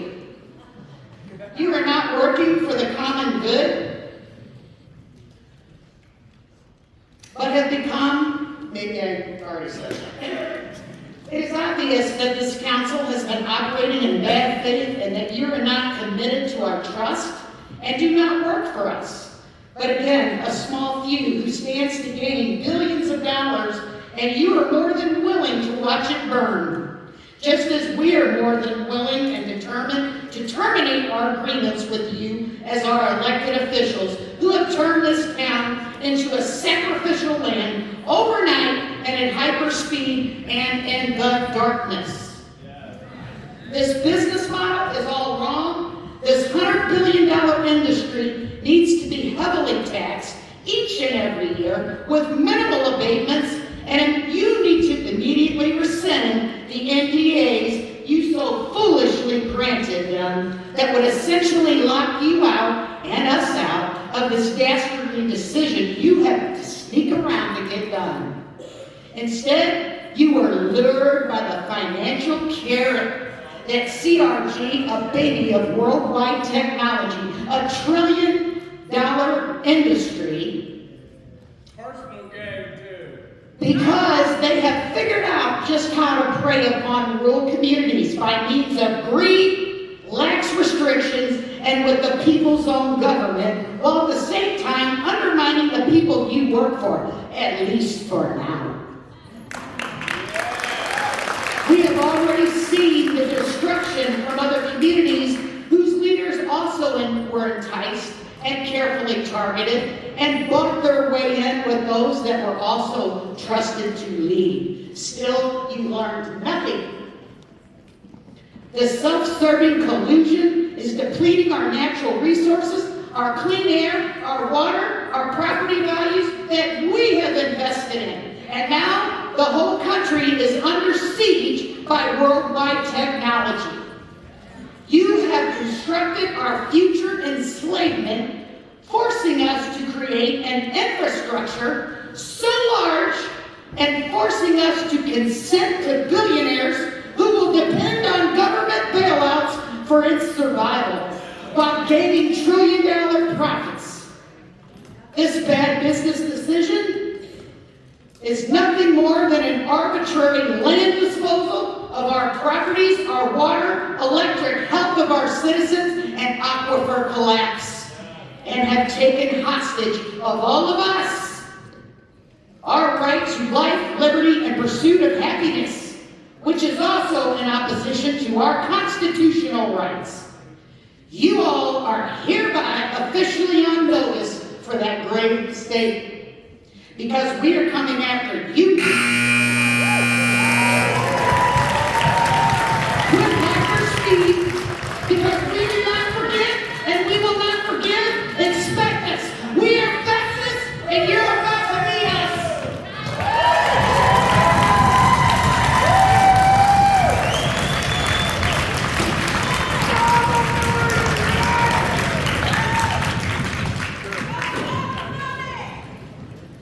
Good evening. My name is Vaughn. I live in the Savannah Place here in Festus. I stand before you not opposed to progress, but opposed to poor choices and irresponsible decisions. Let's start with the biggest issue, transparency, or rather the lack of it. A major decision like this should never feel like it was being pushed through quietly and behind closed doors. But that's exactly what was being done. Where were the open conversations before plans started being made? When you decided not to openly share information with us, it raised concerns. Because if this project was truly in the best interest of us, there shouldn't be any hesitation to lay everything out to the public. Instead, the community has continuously been left in the dark. We deserve to know what's being planned. We deserve to know how it impacts our infrastructure, our environment, our daily lives, and our future. We deserved the respect to our questions answered instead of being ignored for the past 6 months. This project has revolved around unanswered questions, secrecy, and denial of any wrongdoings. But hey, I guess if that's what helps you sleep at night. I wonder how nurses, officers, blue-collar workers that live in the area and work nights will sleep through 5 to 7 years of heavy equipment operations and construction. I guess better them than you, am I right? We keep hearing about growth and employment opportunities, but let's be honest, data centers do not bring significant long-term employment. They do not build strong local workforces, and most of all the time, work is handed off to outside contractors. I looked through dozens of data centers that were recently built and found the majority of them were built by out-of-state contractors and construction companies. Track Data Center Park in Michigan, in Arizona, built by Draft from Colorado. AWS in Indiana, built by Walbridge Construction from Michigan. OpenAI Stargate in Texas, built by Crusoe from Colorado, which is also the same company for the planned Warrenton campus. For the sake of our local union members, I really hope these data centers are handed to the jobs of our local unions and not to out-of-state workers instead. Our residents should be the first in line for any opportunities to come into the city. If not, the jobs go elsewhere, elsewhere, the paychecks go elsewhere, the taxes paid go elsewhere, the economic benefit goes elsewhere. That is not economical growth, it's a short-term illusion. Most of the decisions for this hyperscale data center were made without a level of public involvement that should have been required for something this significant. That is not leadership, that is sidestepping the people that you are supposed to represent. We're being told that this is good for Festus, but based off what? Because from where I'm standing, it looks like outside interests came in, made their deals, and expected the people who actually live here to fall in line. Once it's built, it's built. There is no undo button. There are no second chances. There is no going back. This is a long-term commitment that affects our land, our infrastructure, our environment, our quality of life, and all the unknowns surrounding this project. We deserve more than the vague answer and after-the-fact explanations that we have been given. A project of this scale doesn't just happen. It gets planned, discussed, negotiated, and yet somehow the people of this town were the last to know. That is not transparency. That is not leadership. That's a deliberate decision to keep the public in the dark until it's too late to push back. And then we're treated like we should just accept that. Why were the people of this community not brought in sooner? And why should anyone trust this process now? And if the answer is that you didn't want public input early, then just say that out loud tonight so everyone here knows exactly where they stand. Because this isn't about a data center, it's about whether the people sitting up there think that the people sitting back here deserve a voice before decisions are made and not just an after-the-fact summary. I want to thank you for listening, assuming that that's still part of the process. I'll be interested in whether this decision has already been made or tonight is just for us to listen. But I'm sure we already know the answer to that.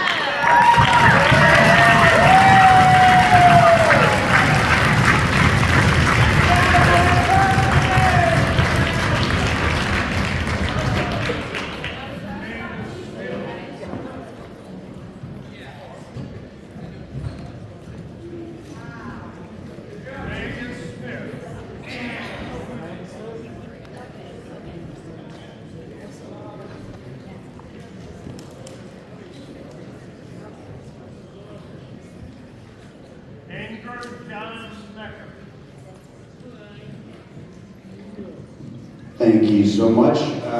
My name is Andrew Smirker. I live at 54 Jackson Circle, and on April 7th, I will be voting for Carl Weekly.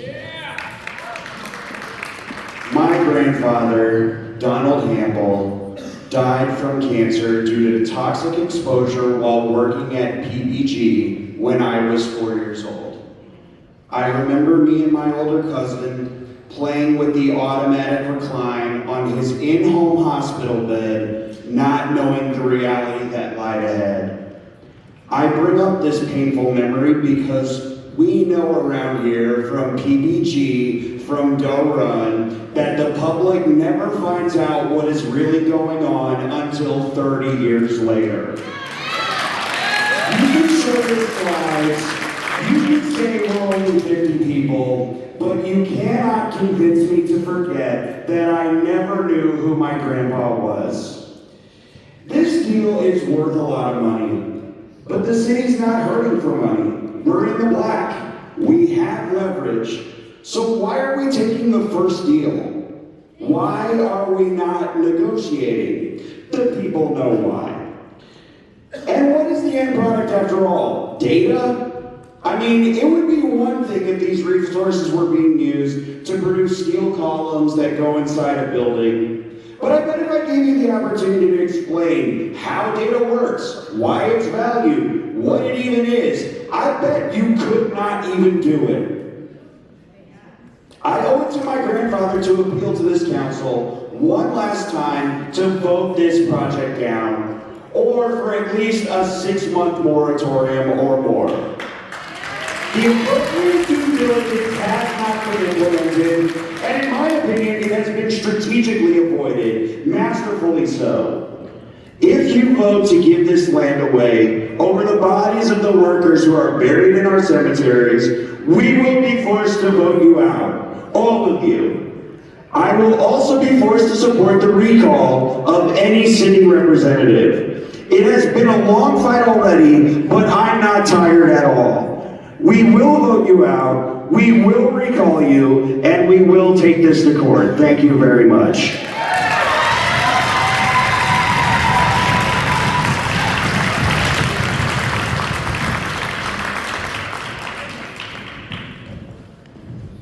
Zachary Murray.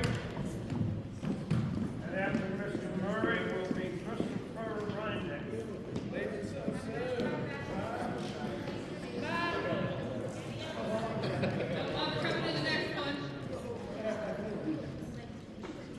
My name is Zach Murray. I live at 11780 Kingston Drive in Festus. I am technically not a city resident, I'm county, but I'm pretty close to this. Kiss the mic. I'm county, not city, but I am really close to this, and I'm right Highway CC 67. I'm curious to see who in this room can agree with the following statements. Number one, I'm not being paid to be here. I was not asked to be here by a union. I'm not gaining apprenticeship hours for attending and speaking. I was not asked here by a business. I have no financial gain by the data center being approved. I have no affiliation with anyone who may financially gain from the data center being approved. I have actual workforce experience. I'm an adult. I do not use AI to write public speeches for me. I have not signed any NDAs related to data center development. I have not accepted any bribes. I have made no attempt to withhold information regarding data center development. I am not panic rushing a data center contract with fears of being unemployed soon. I have built a life right here in beautiful Festus. It's home. Everyone in this room knows what's going on tonight. This meeting is just for show. You don't have any intention of listening to us. Just like the petition you rejected, you know, the petition that had more signatures on it than votes that put you in those chairs. The way that this has been handled is wrong. Lack of disclosure to the public, violating sunshine laws, frequent special meetings, refusing to answer questions, it screams fraud, corruption, abuse of power. If this continues, I do sincerely hope that you all find yourselves in the unemployment line. There is still time to do this right. You can have your meetings, review contract details, release the contract to the public, obviously, and then once it's released, hold a special vote. The people choose. We all know you love to have special meetings. It shouldn't be that much of a problem. We demand from the direct to choose. We live here. We voted you in. We can vote you out. I'm not involved in politics. I don't know any of your guys' names. This is just ridiculous, guys. Just let us vote. Let us vote. Thank you.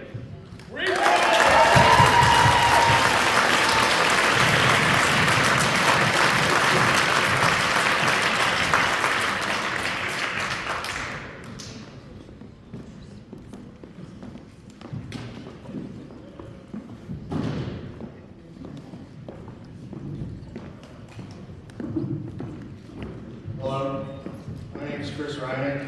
I'm from Melville. I lived in the St. Louis area my entire life. In 2022, my parents moved out to Festus. They plan on staying here. They moved out here because of the sustainability Festus currently offers. I have met many other Festus residents and their families since I became aware of the possibility of a hyperscale data center development back in November of last year. We are deeply disturbed by what we have seen since that time, and the way city officials and potential developers have been handling this process.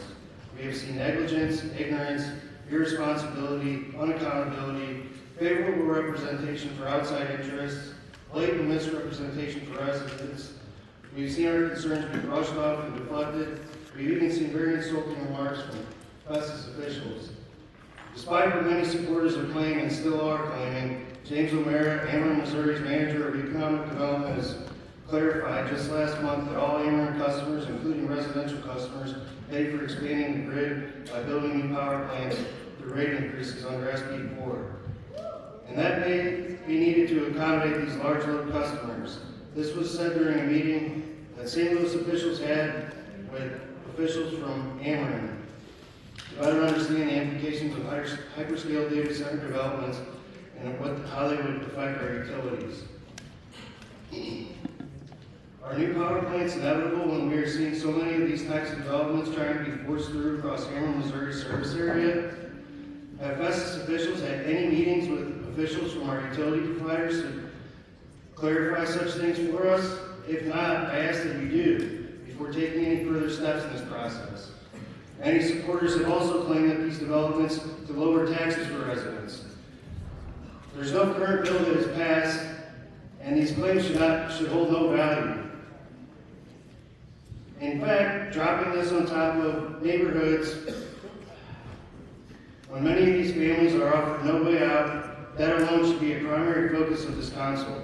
This is not an appropriate solution to a problem that should not even exist.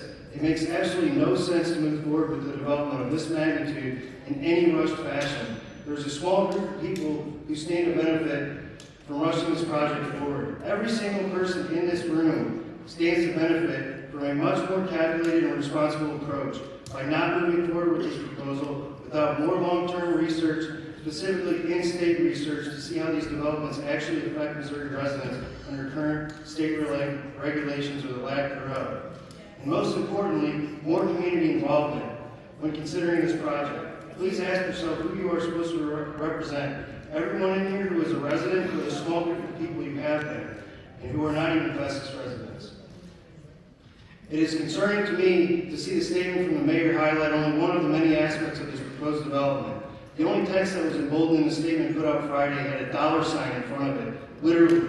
Please understand, there is so much more to this project than money for the city and the county. I am asking for the council to stop moving forward at this time until after the election. I am also asking that you let residents truly weigh in by putting any proposal up to a public vote. While, as you claim, you do not have to based on the law, but the fact is you can.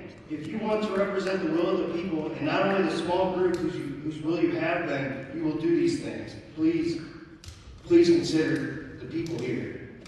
Everybody here, this is the chance that I have for this community. You need to listen to these people. Please do.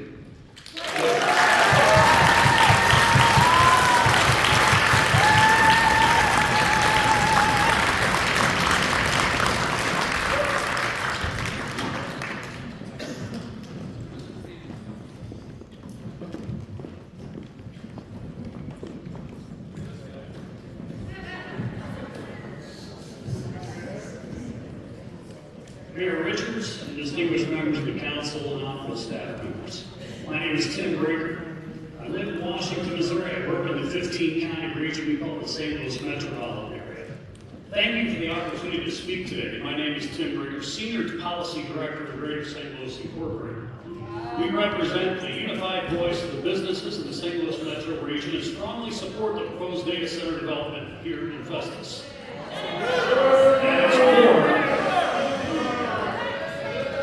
At its core, this is a decision about the future of your community. Data centers are not speculative or passing trends. They are the infrastructure of the modern economy, just as railroads were in the 19th century and highways were in the Every sector that matters today, national defense, emergency services, healthcare, financial services, advanced manufacturing, logistics, education, rely on secure, high-capacity data storage and processing.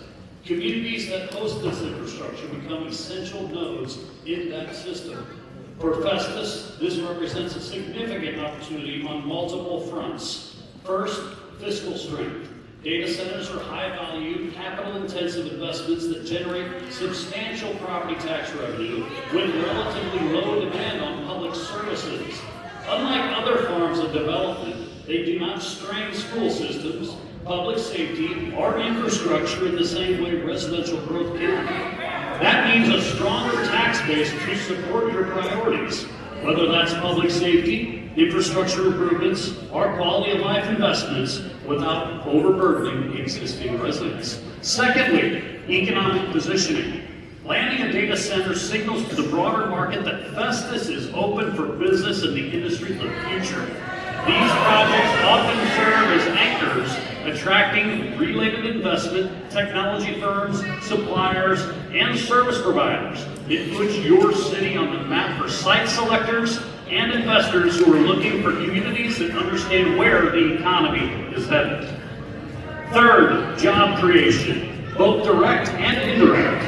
While data centers are not labor intensive in the traditional sense, they do create high-quality skilled jobs in operations, maintenance, security, and IT. More importantly, they generate significant construction employment upfront and ongoing economic activity that supports local businesses, from contractors to restaurants to service providers. Today's data centers are highly engineered facilities. They are designed to be quiet, secure, and visually unobtrusive. They operate within strict environmental and energy standards, and many are leaders in efficiency and sustainability. In short, they are good neighbors. Finally, I would emphasize this. Saying yes to moves Festus forward thinking and growth oriented. Saying no does not stop the industry. It simply sends that investment somewhere else. Believes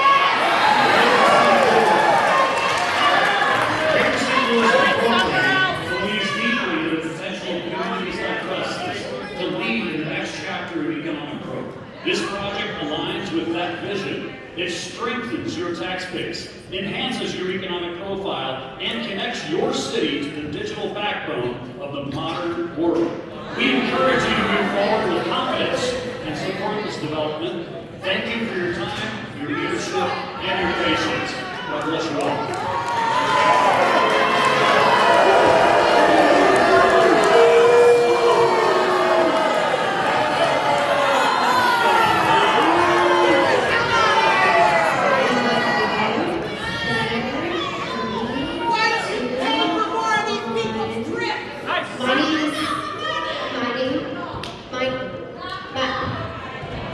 My name is Sarah Dinges.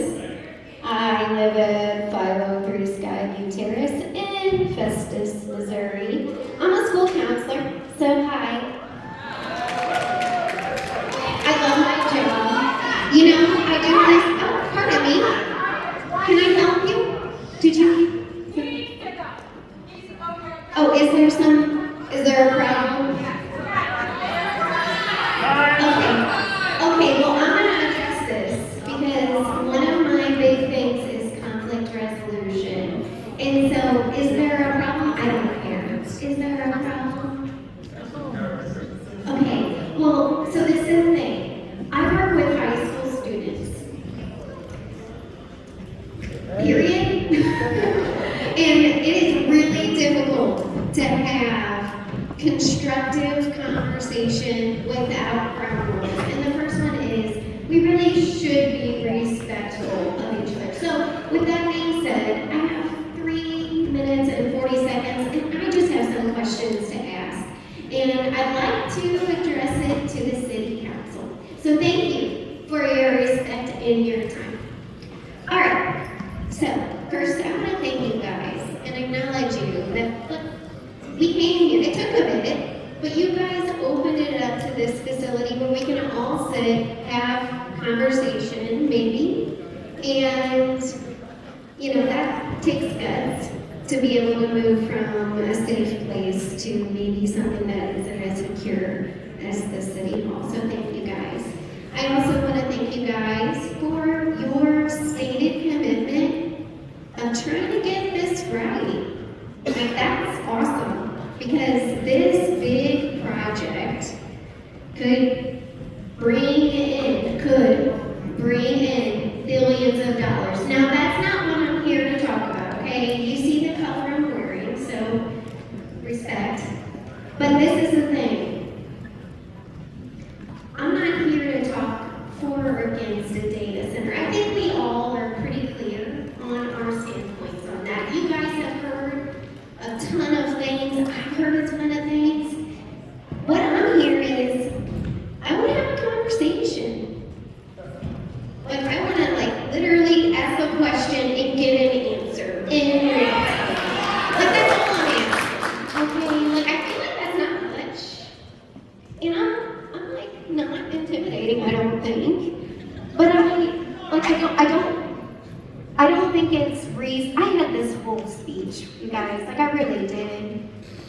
and back. I brought a chart I made. It's okay. I brought a chart I made with references. I have a handout here, key considerations for community prepared by Sarah Dinges, Festus resident. I'm gonna actually, Mr. Councilman Tillman, you can take one and pass it down. That's what we do for the high schoolers. You take one, pass it down. Sometimes they need to explain the short stuff. They're good. So here's the thing, and I might not have made enough copies. I apologize. But so here's the thing. You have this huge room full of people engaged in the community. Like, this doesn't ever happen. Okay, how many of you guys have seen a community where there's this many people passionate and they come time and time again with 75 hours notice to find child care for their young children until 10 o'clock at night when their bedtime is 8 p.m. and they're still up talking. Like, that doesn't happen in real life. So this is what I'm asking. Please, on the back of that paper, please, give us an opportunity to talk to you guys. Have a Q&A, a workshop. Like, let's get together in a facility like this, but instead of us being over here and you over there, we're like at different tables. And we can like come and ask our questions. I have lots and lots of questions. Data is like my thing, right? I'm a counselor, we have to have data. I want to ask you questions. Can you guys give us that? Can you guys give us that opportunity? Like, that's the actual question. Can we consider it at least? Consider it?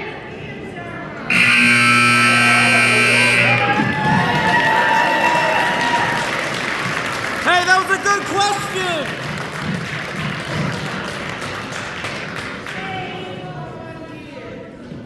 Cheryl Haggerty.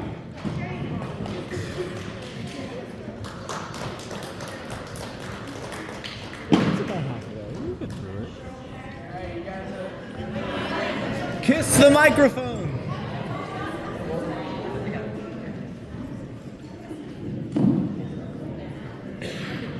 I'm Cheryl Haggerty, I live at 11755 Campbell Road. My property touches with the data center though. My speech is a little scattered because we're making notes and changes. I'm sorry, I'm reading away.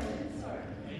In your letter, you're very thorough in describing the money and what it will bring to the city.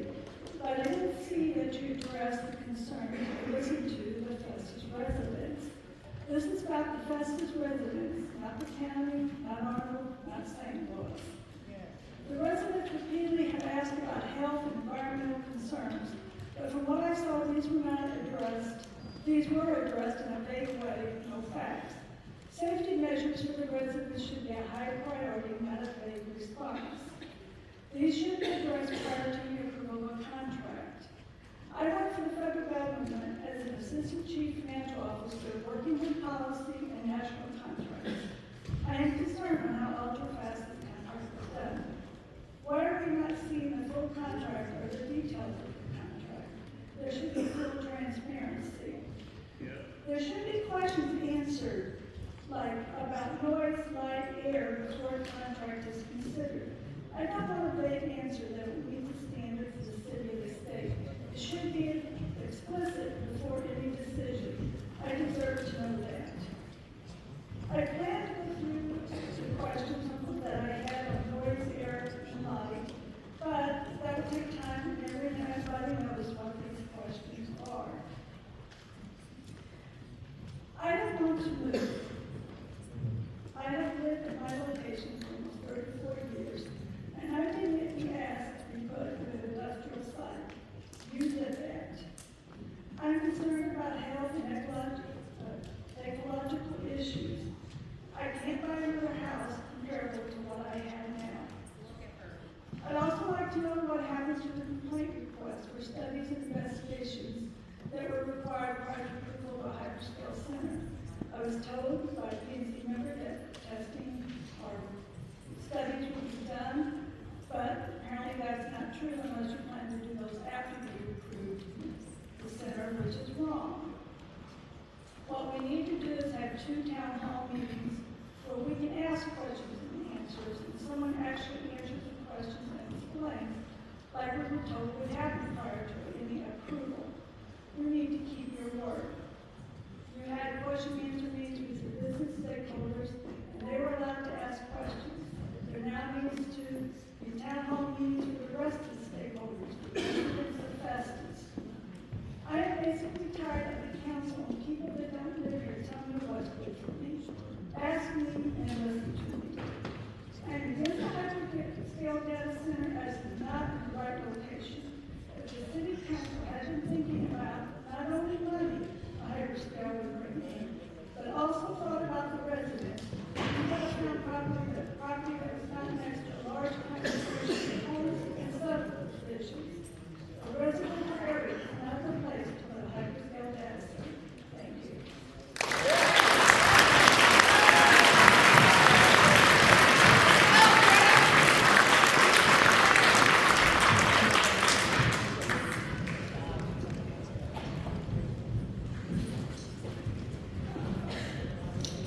Good evening. My name is Matt Drennan, and I am a resident of Festus and a lifelong resident of the Twin Cities. I live in the 3rd District, and unlike my councilman, Mr. Benz, I am not going to ever leave this community. I'm not going to move south, and sorry, I'm staying here all night. What is being presented here does not meet the standard required for a project of this scale. And in its current form, it should not move forward. What we have in front of us is not a fully developed project or development agreement. It's a high-level framework. And for a $6 billion hyperscale data center, this is simply not enough. Because in real development, the details come first. The devil is in the details. And right now, the details are missing, from what I can see. In this bullet point list, that's all you can get. The council has said it does not operate on hypotheticals. The user would be known and that necessary studies would be completed before any agreement is accepted. This is exactly what it is today. It's hypothetical. This feels like ready, fire, aim approach, moving toward approval before the analysis and standards are in place. Other jurisdictions, even Jefferson County, are requiring detailed development plans, infrastructure analysis, and enforceable standards before approval. That includes full infrastructure review, environmental and community impact analysis, defined setbacks, buffers, and design standards, ongoing monitoring and enforcement. That is what due diligence looks like. It is being shared with the community, in fact. And that's the issue here. We are being asked to evaluate a project on the same scale without those same requirements. There's no required water impact analysis, power demand or grid capacity study, air emissions modeling, defined setback standards, meaningful buffering requirements, limits on scale or density, or decommissioning plan. I haven't seen it. I haven't seen a full development plan. We're not just missing the details, we are missing the requirements that define what this project actually is. And I want to be specific on one point, setbacks and resident protections. The mayor has publicly announced that he supports 1,000 feet separation from homes with this data center, measured from structure to structure. But where are his comments in this bullet point list? I don't see it. I see optionality on buyout, but I don't see a setback or any kind of separation from the homes of 1,000 feet. At a minimum, there should be 700 feet for all property boundaries and 1,000 feet for residential properties. This should be the baseline. Beyond setbacks, we also need to define the full impact area. Right now, the agreement includes a buyout program, but only for a small number of specifically identified homes. If the project is expected to impact homes within 1,000 feet, then we need to stop thinking in terms of a fixed list and start thinking in terms of an impact radius. For a hyperscale data center of this size, that should be at least a half mile in radius. Within that radius, there should be a voluntary buyout option, plus the property value protection program to protect those residents if their value for home goes down. Because the impacts don't stop at a property line. They don't stop at a predetermined list of homes. A fixed buyout list protects the developer. A defined impact radius protects the community. Because right now, that is not a fully evaluated project. This is a proposal built on assumptions, without standards that projects of this magnitude require. This is not for being for or against development. This is about whether the city is applying the level of diligence that a $6 billion industrial project demands. I question the rush towards finalizing this before early April. Whose timelines are we on? There is no publicly announced user yet. Why is this being rushed? I think I have my assumptions. You don't approve a $6 billion industrial project based on what's promised. You approve it based on what's required. And right now, far too little is being required to meet minimum due diligence to protect this community. Thank you.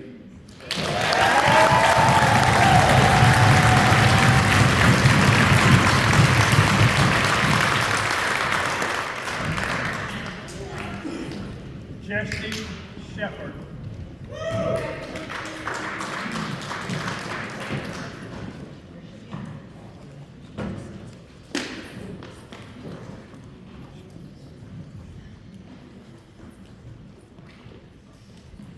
Good evening. My name is Jesse Shepherd. I live here in Festus at 1115 West Main Street.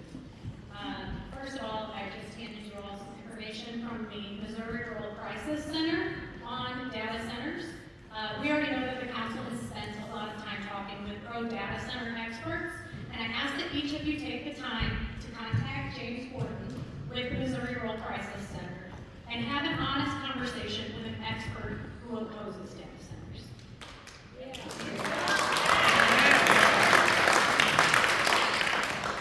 Now, I am in opposition of this data center, but I actually want to talk about a different aspect of this process to start, and that is the violations of the Sunshine Law that have occurred during this process. There have been multiple violations of the Sunshine Law, including attempting to avoid a quorum, to have meetings, to educate the board on different aspects of the data center. On November 19th, or I guess actually when I received my confirmation to speak at the November meeting, I sent a reply and I simply said, "Hello, thank you for your reply. Has the city considered moving the meeting to a larger venue? Perhaps the Performing Arts Center at the school? I attended the last meeting where rezoning a different parcel was discussed, and there were so many people in the lobby who were not able to fully participate in the meeting. Herculaneum moved several meetings to the school when the Board of Aldermen was considering the Loves Project to be sure that everyone who wanted to be involved could. We also saw the health department move several meetings during COVID. So I knew very well that these bodies are capable of moving meetings to larger size, more suitable venues. I continue to say people are very concerned about the rezoning of this property. Being prepared to accommodate more people in a larger venue would be an excellent show of goodwill towards residents who feel unheard and left out of the decision-making process." The reply I received was, "Thank you for your suggestion regarding relocating the council meeting at a larger venue. At this time, the city would continue to hold council meetings in the council chambers. This location is equipped to meet all legal, technical, and accessibility requirements necessary for conducting official city business, and relocating would present logistical, related challenges. The chambers are specifically designed for official government proceedings and include technical, security, and accessibility features that are not easily replicated in an outside venue. These include built-in audio and microphone systems, hearing assistance and technology, fixed live screen and recording equipment, presentation monitors, controlled acoustics, secure networking, dais voting, and meeting management systems, and the necessary ADA compliant layout. These components ensure that every meeting meets legal transparency and record-keeping requirements. Moving meetings to a larger facility would require transporting or recreating this full technical setup, staffing additional personnel, and incurring significant costs, while also introducing potential risks to audio, video quality, accessibility, and public transparency." Now I would like to make sure that there in the record is the Missouri Statute 610.020, Section 2. "Each meeting shall be held in a place reasonably accessible to the public and of sufficient size to accommodate the anticipated attendance by members of the public." For 5 months, this board continued to meet in City Hall while all of us stood out in the parking lot or in the lobby of the building. We could not be accommodated because of your refusal to comply with the Sunshine Law.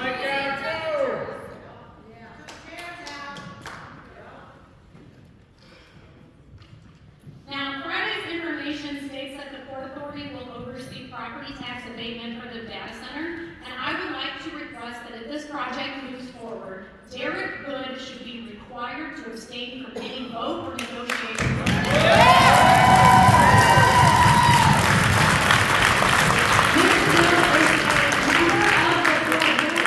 And he also works for the law firm that is representing CRG. That is a clear conflict of interest. And I humbly ask that he be required to abstain from any negotiations for the tax abatement for this project. Thank you.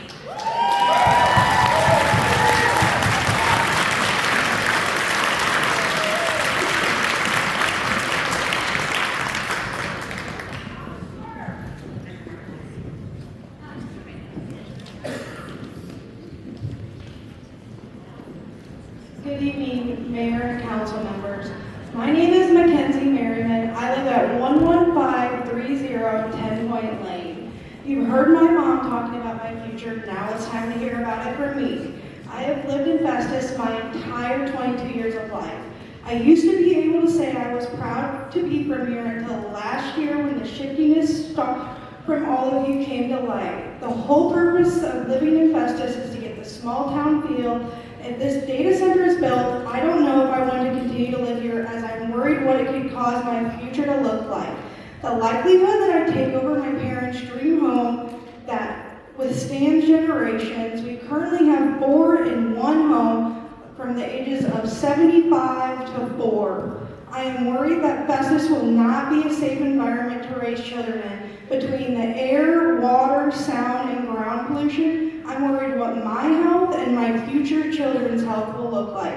I'm worried that all of you are more worried about what your pockets feel like than my actual future. I am the youngest citizen of Festus to speak out against this data center at a meeting. I am not being paid to be here. I am not being forced to speak in order to finish any sort of apprenticeship. I am solely here out of fear. Fear that all of you can continue to look into this crowd of people and lie. But what's worse than lying is the ignorance from all of you. I may be young, but I am not dumb. The fact that you have been called out in the Sunshine Act documents and continue to act like this wasn't already a done deal is truly remarkable. I wonder how all of you sleep at night knowing that you quite literally sit on a throne of lies. We do not want an Olive Garden. We want to be able to not worry about the pollution it's going to give us cancer. We want to be able to look at our front yard and see the wildlife roaming instead of smog and light pollution. We want to take showers without worrying about water pressure or quality. I want to get a glass of water and not see sediment in the bottom of it. Listen to the people of Festus, not the people whose pockets are getting lined by the data center. If you are so sure this is a good investment for our community, what is the rush? Why can't the final decision be made after April 7th? Oh, I know why. Because once the seats change, you will be in the minority and be replaced by those who actually care about the city of Festus and its residents. Again, when are you going to answer our questions? We can ask them, but there's never any real response.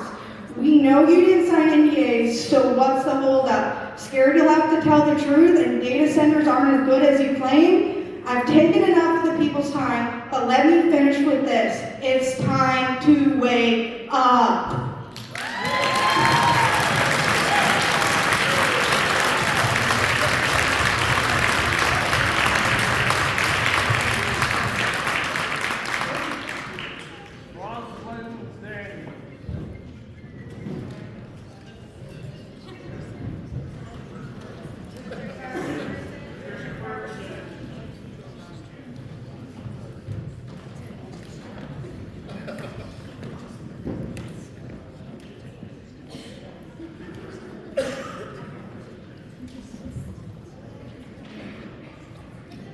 Hi, my name is Rosalind Daniels and I live at 16 Glenkey Court. This is my daughter, Mercy. I have lived in Festus my entire life, and because of the decisions you all have made recently,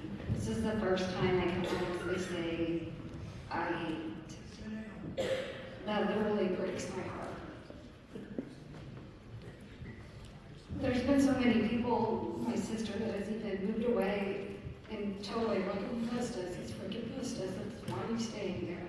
And I always had good things to say. This is horrendous. Look at my mother when she speaks to you.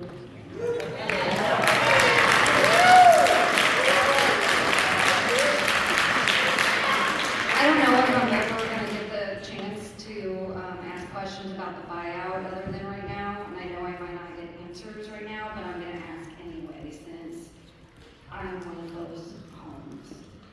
Why is the date June 2025 for the fair market value?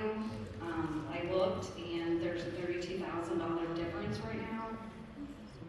Why have those included in the buyout? Why have we not been communicated with? Why did we find out at the same time as everyone else? How did you come up with the distance, however you want to say that? I agree with what Matt said as far as the distance. CRG told If we do not take the buyout, will you use eminent domain like you did to my grandparents to move the Walgreens up the street? Yeah. The Walgreens parking lot is where my grandparents' house used to be on Maple Street. What about moving expenses, the stress this has caused, the interest rate difference, the current cost of homes? I literally have no clue what I'm gonna do. I hate this situation. It's that if I do that, where am I gonna find a house comparable to what I have? They don't care, and it's horrible. I'm gonna move on to the communication issue. On September 25th, 2025, Greg Camp sent an email to Mark Harris, Natasha Doss, CRG, and CC'd in Chris McKee and Leah Smith. He said, related to this, the city would handle notice to property owners in the affected radius. We've never been contacted. No letter, no knock on the door, nothing. Our HOA president or member that, I don't know, the HOA president or member that we met with CRG has said not one word. The city, like Camp, did not contact us. Nobody has ever reached out to anybody in Ashford Place, period. We have had no communication.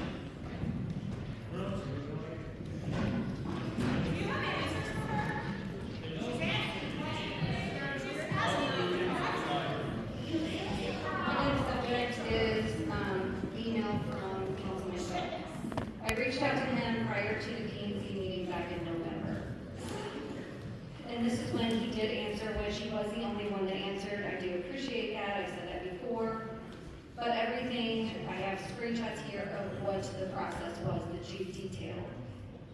Number one was zoning. This is what is being voted on Monday, that was in November. It is not project approval. It does not authorize clearing, construction, or development. Number two, the developer must officially declare a user.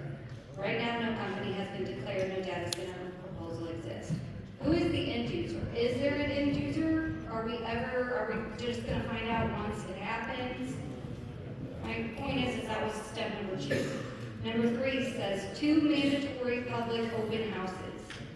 The city requires the developer to hold 2 open houses so residents can see actual plans, ask questions, raise concerns, and understand exactly what is proposed before anything goes to planning and zoning or city council. Number 4, submission of full technical plans. This includes detailed site layout, grading and land disturbance plans, stormwater, hydrology, all of that. Number 5, state and federal environmental reviews, stormwater quality, runoff controls, construction site pollution, erosion. On top of that, a project of this size must go through U.S. Fish and Wildlife, Army Corps of Engineers, state environmental stormwater compliance, FEMA.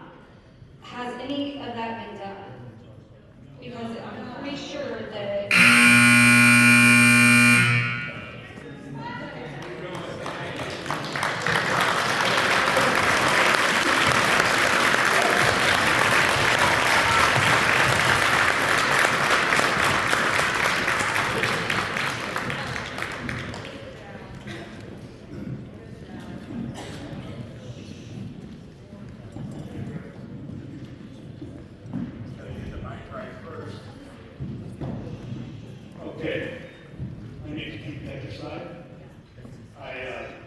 Sugar Lake Drive in Pacific, Missouri.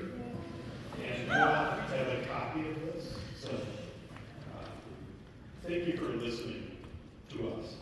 Thank you for entertaining our concerns and taking those to heart. I want to be clear, I'm not opposed to a responsible economic development or strategic investment within the city of Festus or within Jefferson County. However, projects of this magnitude, particularly those involving significant and continuous demands on power, water, land, and infrastructure, require a level of scrutiny, transparency, and standard setting that extends well beyond the typical development review. This is not just a challenge that needs to be solved. It's a Franklin County challenge. It's a statewide challenge. We need to do this right. This moment represents more than a single project discussion. It represents an opportunity for the city to establish clear and durable precedents for how large-scale, high-impact developments will be evaluated, negotiated, and governed going forward. The importance of establishing a defensible standard. The framework presented to the council will either explicitly state it or not become the baseline expectation for future proposals of similar scale. For that reason, I respectfully urge the council to ensure that any framework under consideration includes, at a minimum, independent third-party validation of projected water and energy usage. The use should also include in that any other nuisance issues, including light, sound, and impacts to the infrastructure and surrounding areas. Comprehensive infrastructure impact analysis, including long-term maintenance and upgrade applications, clearly defined performance standards and enforceable conditions, not voluntary commitments. Full transparency regarding public incentives, abatements, or cost-sharing arrangements. Once established, these elements will form the basis upon which future applicants in the public reasonably rely. Avoid irreversible commitments at the framework stage. The working sessions are by design and toward however, in practice, early alignment on tentative terms can create momentum that is difficult to revisit later. Accordingly, I urge council to avoid implicit approvals of scale, scope, or resource allocation without complete supporting data. Acceptance of preliminary projections in place of verified analysis. Structuring agreements that limit the city's ability to impose additional conditions as more information becomes available. A deliberate approach at this stage protects not only the city's negotiating positions, but also its long-term flexibility for the residents.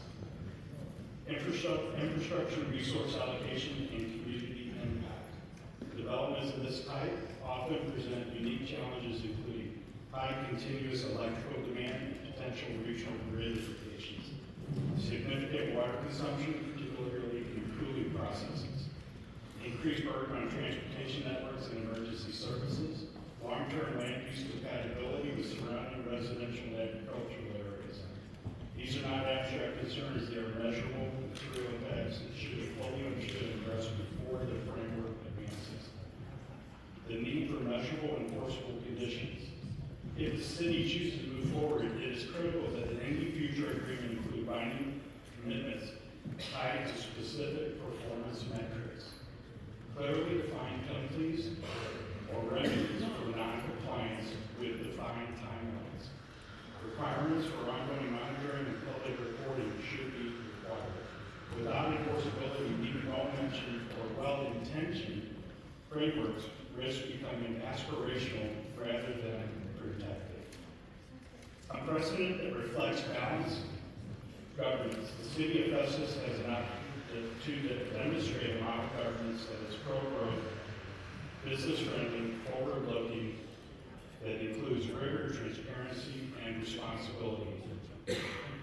I'll close with, as a nearby stakeholder, I will live with the long-term consequences of decisions that begin with this framework of discussion.